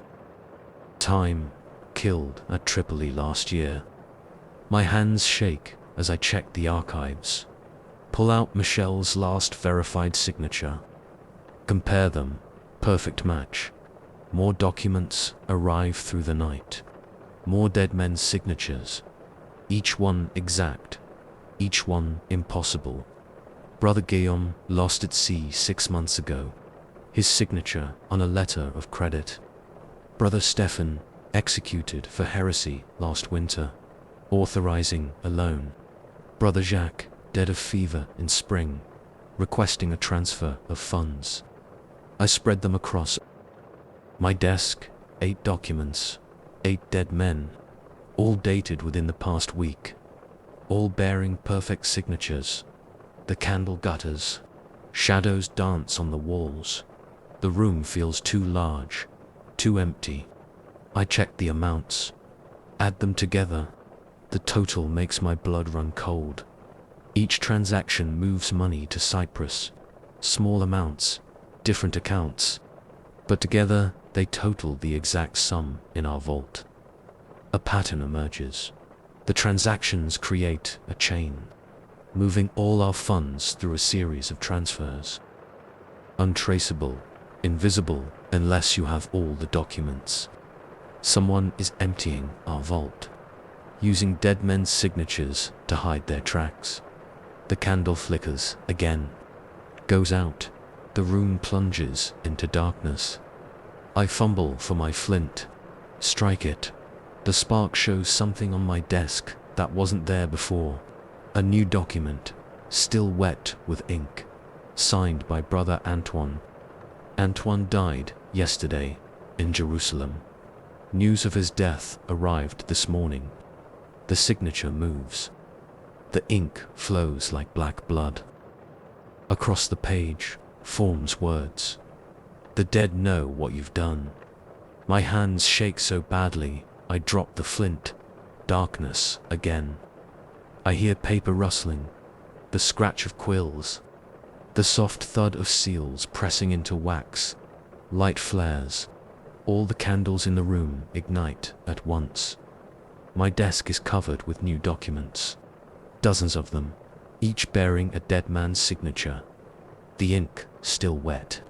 They detail every transaction I've ever overseen, every coin I've skimmed, every account I've manipulated.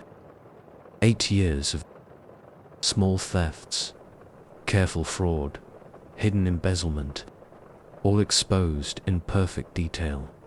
The signatures begin to move, flow together, form new words. We trusted you with our wealth. You betrayed that trust. Now you'll join us. The papers burst into flame. Blue fire that doesn't burn them, doesn't consume them, just illuminates the signatures, makes them glow like brands. I run for the door. It won't open. The key turns, but the lock doesn't catch. Back to my desk. The documents continue appearing.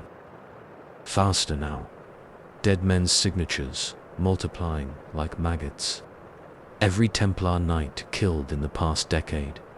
Their names, their marks, their accusations. The room grows cold. My breath fogs in the air. The blue flames cast no heat. A new document appears on top. Blank, except for a space for a signature. My signature. The other papers swirl around it. The dead men's signatures glow brighter.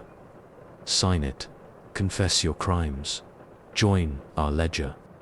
My fingers won't stop shaking. I grab my quill. Begin.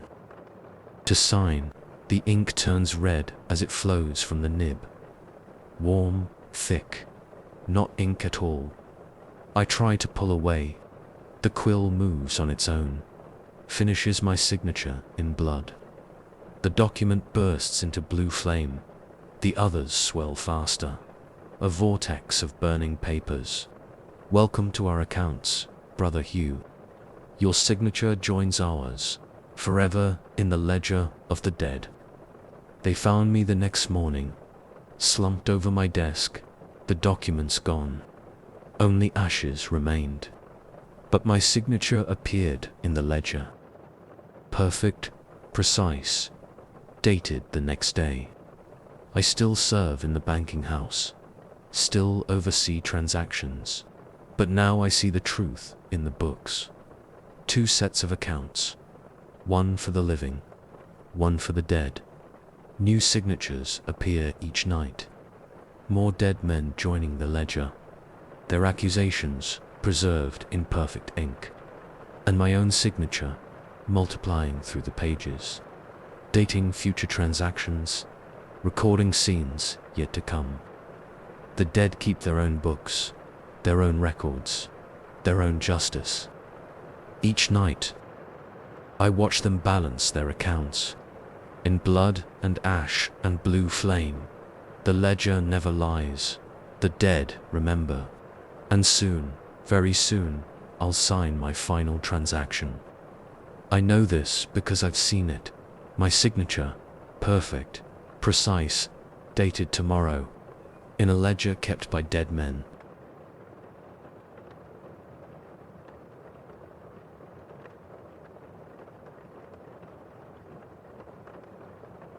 Story 23. The confessional booth in the chapel of St. Anne is barely large enough to sit in. The wood creaks every time I shift position. I've spent 12 years here as a Templar confessor, listening to pilgrim scenes through the latticed window. The year is 1187. The Holy Land burns with war, but in this small space, I hear different battles. My name is Brother Gerard. I'm older now, grey-bearded, battle-scarred, from years of combat before taking up this quieter duty. The confessional has become my fortress, my prison. Tonight is different. The air feels heavy, thick with incense and fear. The last rays of sunlight filter through the high windows. The first penitent approaches. I hear the booth door open, the shuffle of feet, the creak of wood as someone kneels. I slide open the screen and speak the usual words. Speak your sins, child. God is listening. Bless me, Father, for I have sinned. The voice is male, rough, familiar somehow. It happened 20 years ago in Antioch. My hands go cold. 20 years ago, I was in Antioch. The voice continues. I killed a Muslim merchant, not in battle, not for any holy cause. He had gold. I wanted it. My throat closes. I grip the edge of my seat. That was my sin, my secret. Never confessed. He begged for mercy, the voice says. Offered to convert. I killed him anyway. Took his gold. Used it to buy wine and women. Every detail matches. Things only I knew. Things I'd never told anyone. Do you recall this sin, Father? Gerard, I try to speak. Can't. The penitent continues. The merchant had a family, 3 children. They starved that winter without his support. More deaths on your conscience. Who are you? I manage to whisper. No answer. The booth door creaks open. Footsteps fade away. I burst out of the confessional. The chapel is empty. Just shadows and candle flames. My legs shake as I walk to the altar. Kneel, try to pray. The words stick in my throat. The door opens again. Another penitent enters. An old woman this time kneels in the booth. Bless me, Father, for I have sinned. Her voice trembles. 15 years ago, in Jerusalem, my heart stops. Another of my secrets. I was charged with protecting a group of pilgrims, but I abandoned my post. Left them defenseless while I visited a brothel. Bandits attacked. 3 pilgrims died. Every word true, every detail exact. Another sin I'd buried deep. Their blood is on your hands, Father Gerard.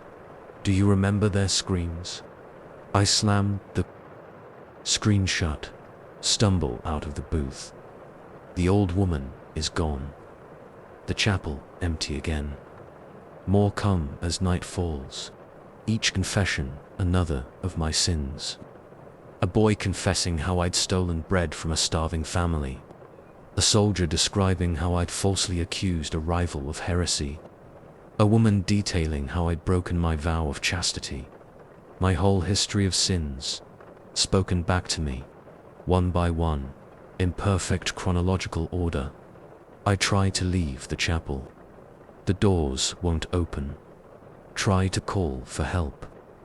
My voice echoes unanswered. Midnight approaches. The candles burn low. One more penitent enters. Bless me, Father, for I have sinned. My own voice, exactly as it sounds now. This sin is fresh, still warm, still bleeding.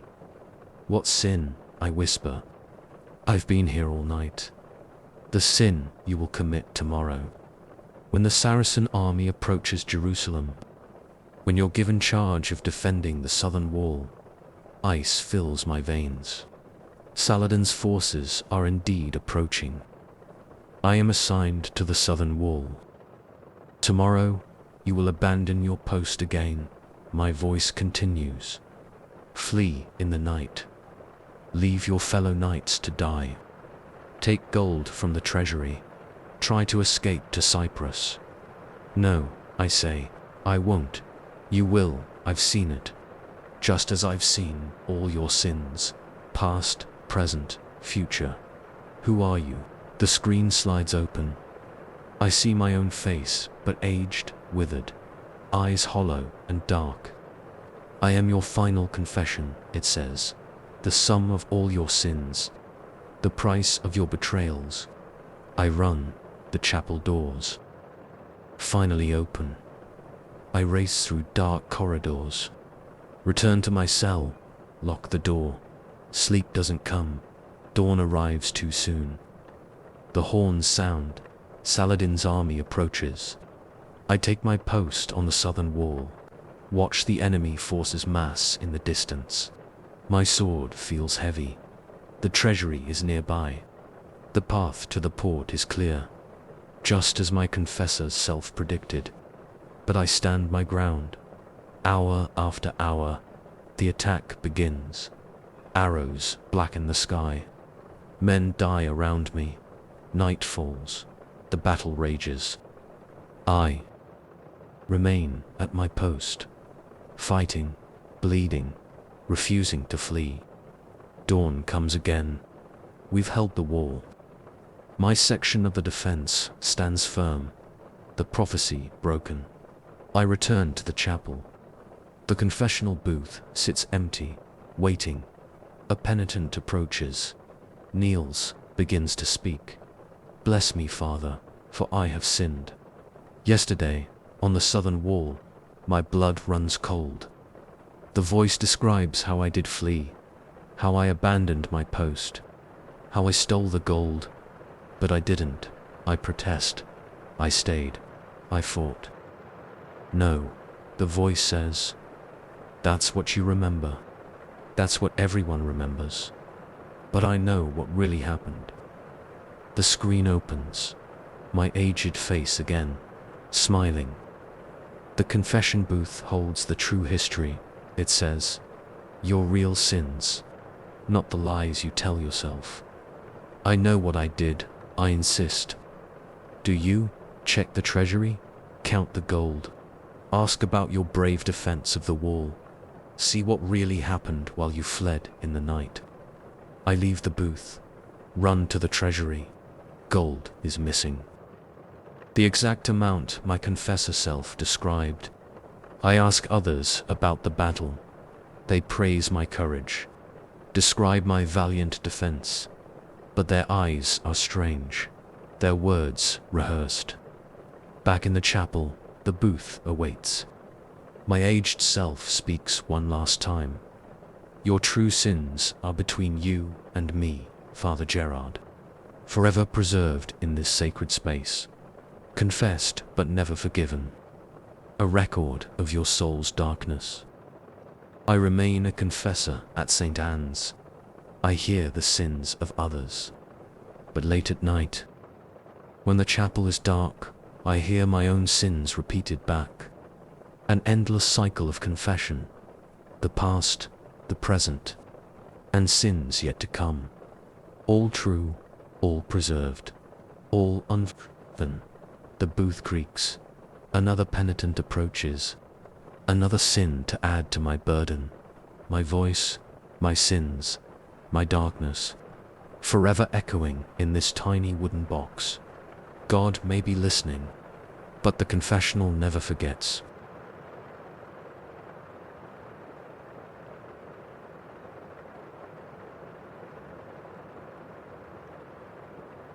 Story 24.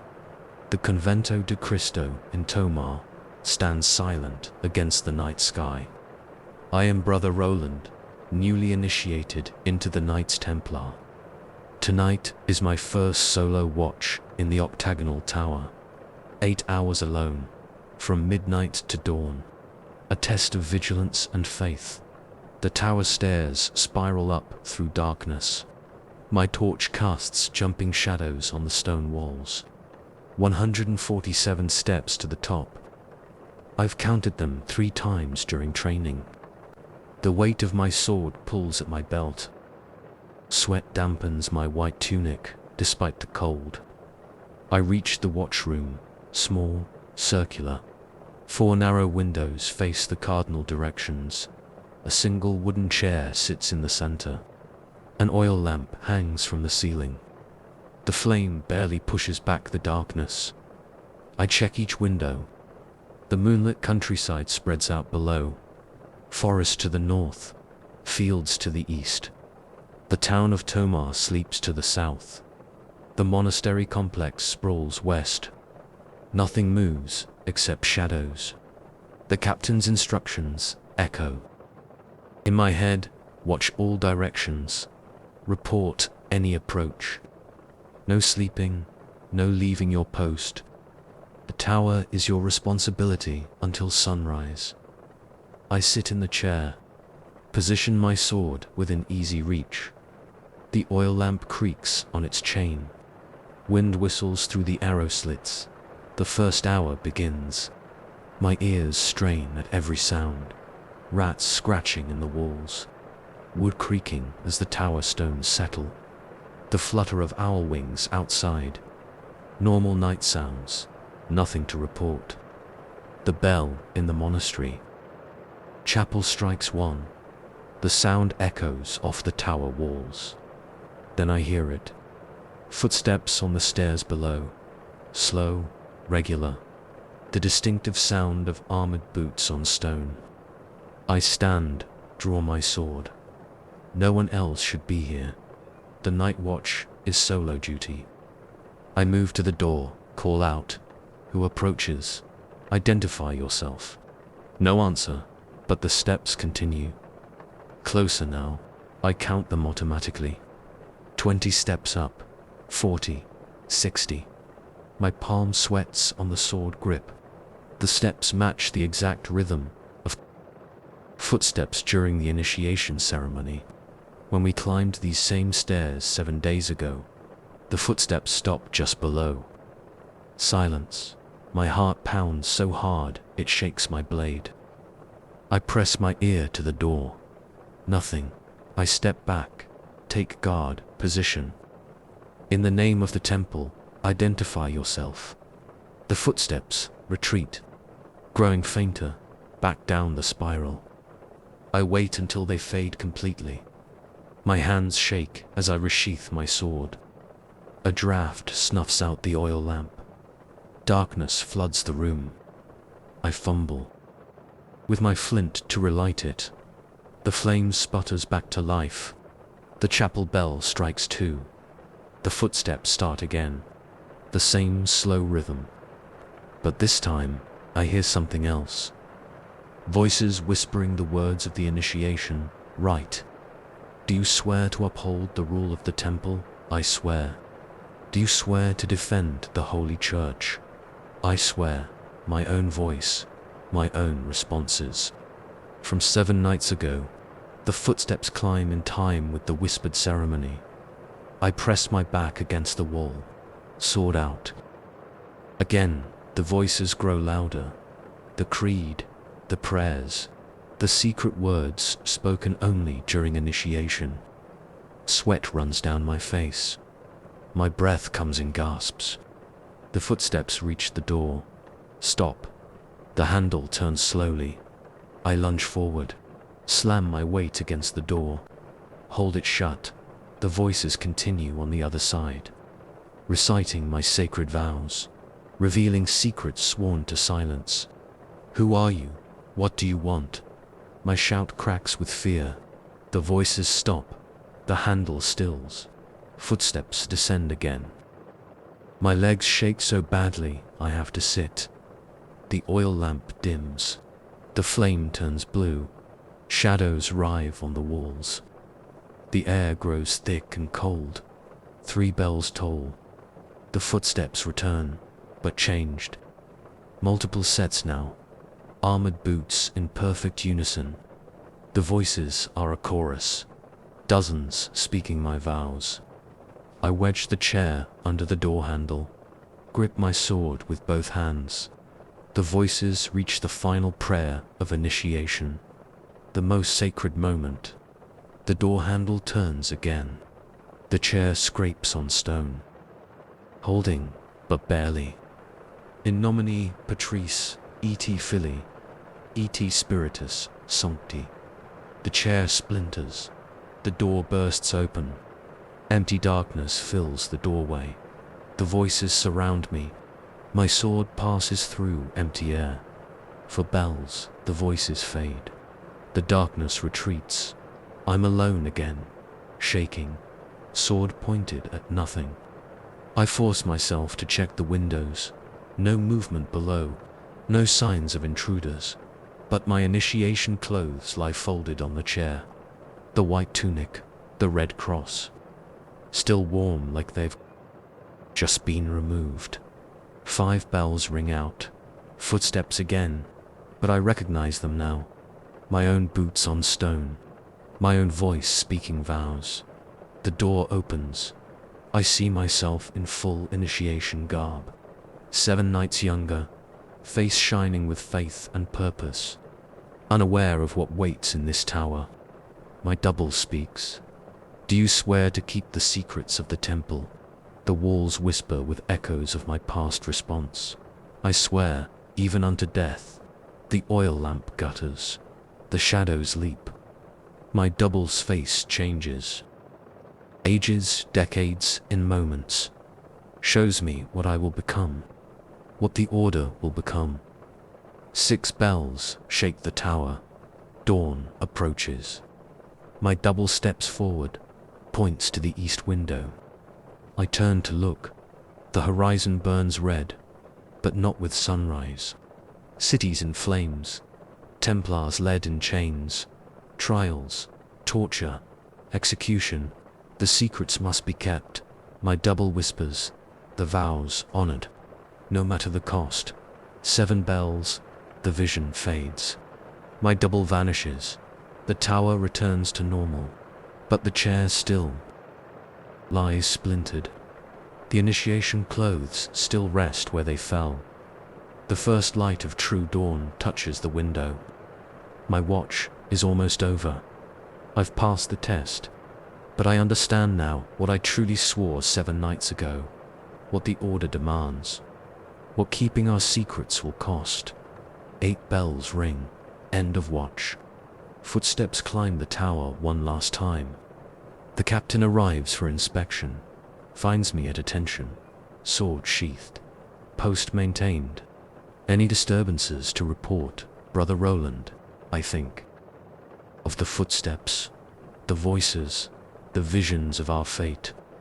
The weight of secrets yet to come. No, Captain. All quiet. He nods approval. You'll take this watch again next week. I bow my head. Accept my fate. The tower is quiet now. But I know what waits in the darkness. What climbs these steps each night. The price of our vows. The weight of our secrets. I descend the 147 steps. My boots echo on stone, adding to the tower's memory. Ready to test the next brother's faith. To show him what it truly means to be a knight of the temple. The secrets must be kept. The vows honored, no matter the cost.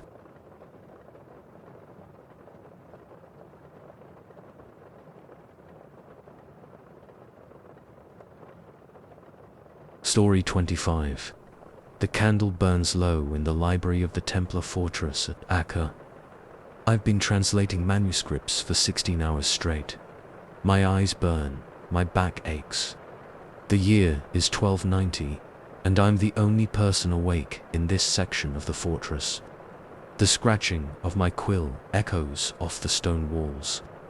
I'm Brother Thomas, a scribe assigned to catalogue texts recovered from abandoned monasteries across the Holy Land. Most are routine, prayer books, astronomical charts, lists of tides. But tonight's manuscript is different. The leather binding is unmarked. The pages smell of age and dust. I open to the first page. The Latin is ancient, with traces of Greek. Standard practice is to read through once before beginning translation. I start reading. The text describes common prayers. Nothing unusual. Then I see it. The symbol appears in the margin. A circle containing intersecting lines. Simple, crude. But my hand shakes when I look at it. The candlelight seems to make it shift. Blink hard. My eyes are tired. I've been at this too long. I make a note and continue reading. 3 pages later, the symbol appears again. Larger this time. The lines seem to have moved slightly. I lean closer. The candle flickers. For a moment, the lines pulse like veins under skin. I jerk back. knocking over my inkwell. Black spreads across my translation notes. Lack of sleep, I mutter. I clean up the ink and continue. I need to finish this section tonight. But the symbol keeps appearing. Every few pages now, each time slightly different. The lines shift in patterns I can't quite grasp.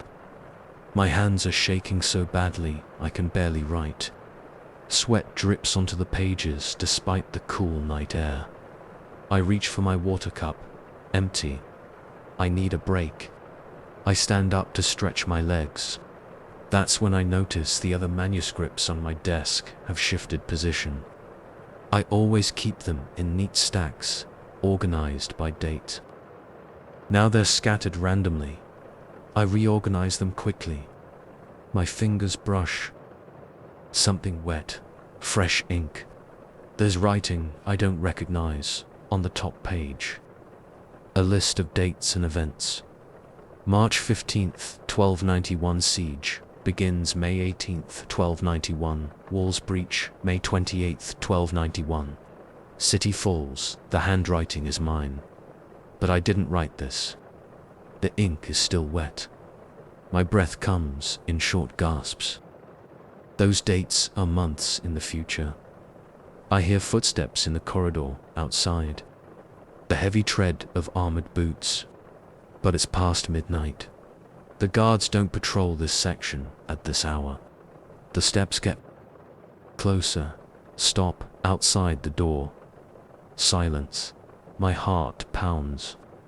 I stare at the door. Nothing happens.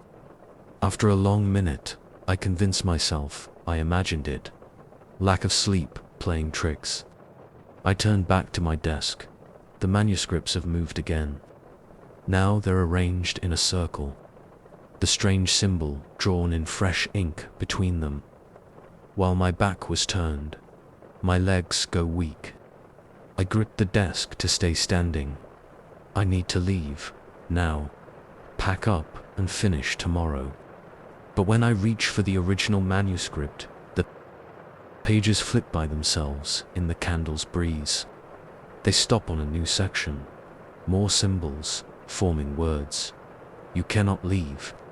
You must finish. The truth must be known. My hands shake as I read the next lines.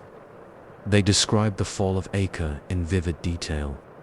The Mamluk siege, the breached walls, the slaughter that follows, exactly matching the dates written in wet ink. I try to close the book. The pages resist, stuck together. When I finally force them shut, my fingers are smeared with red, not ink. The metallic smell fills my nose. The candle gutters, nearly out.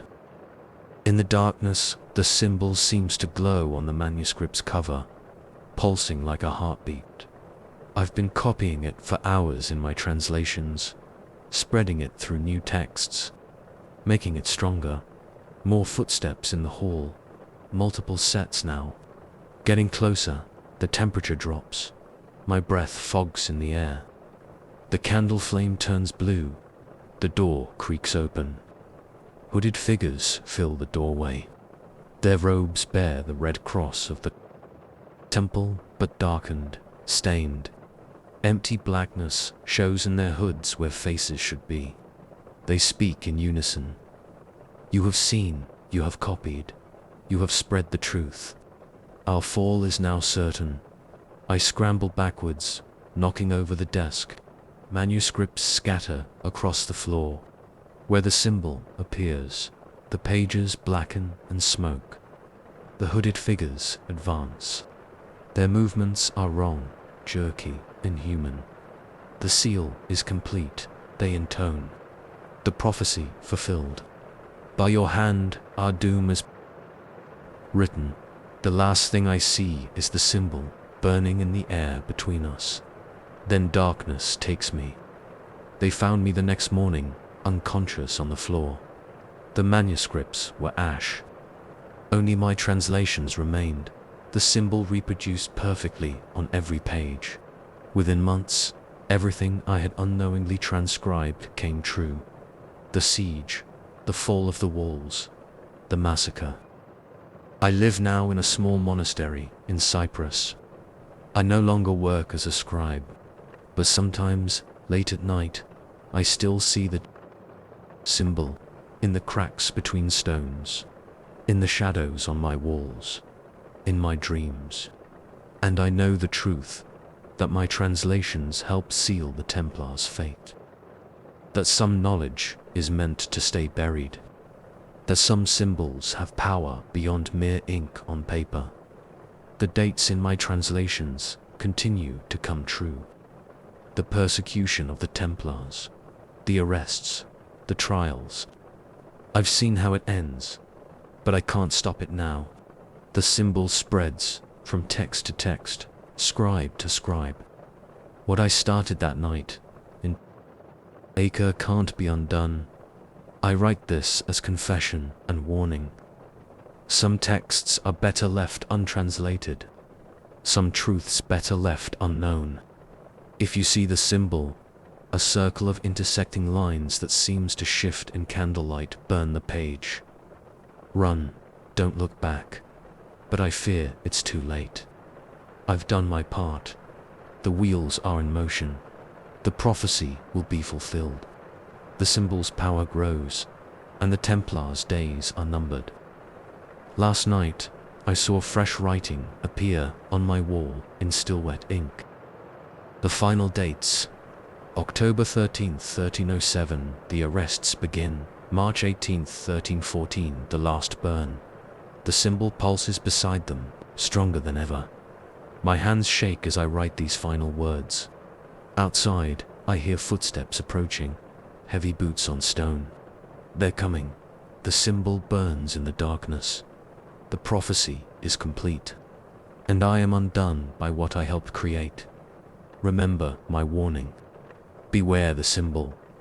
Beware what lies hidden in ancient texts. Some knowledge demands a terrible price. I know that now. Too late, the footsteps are at my door.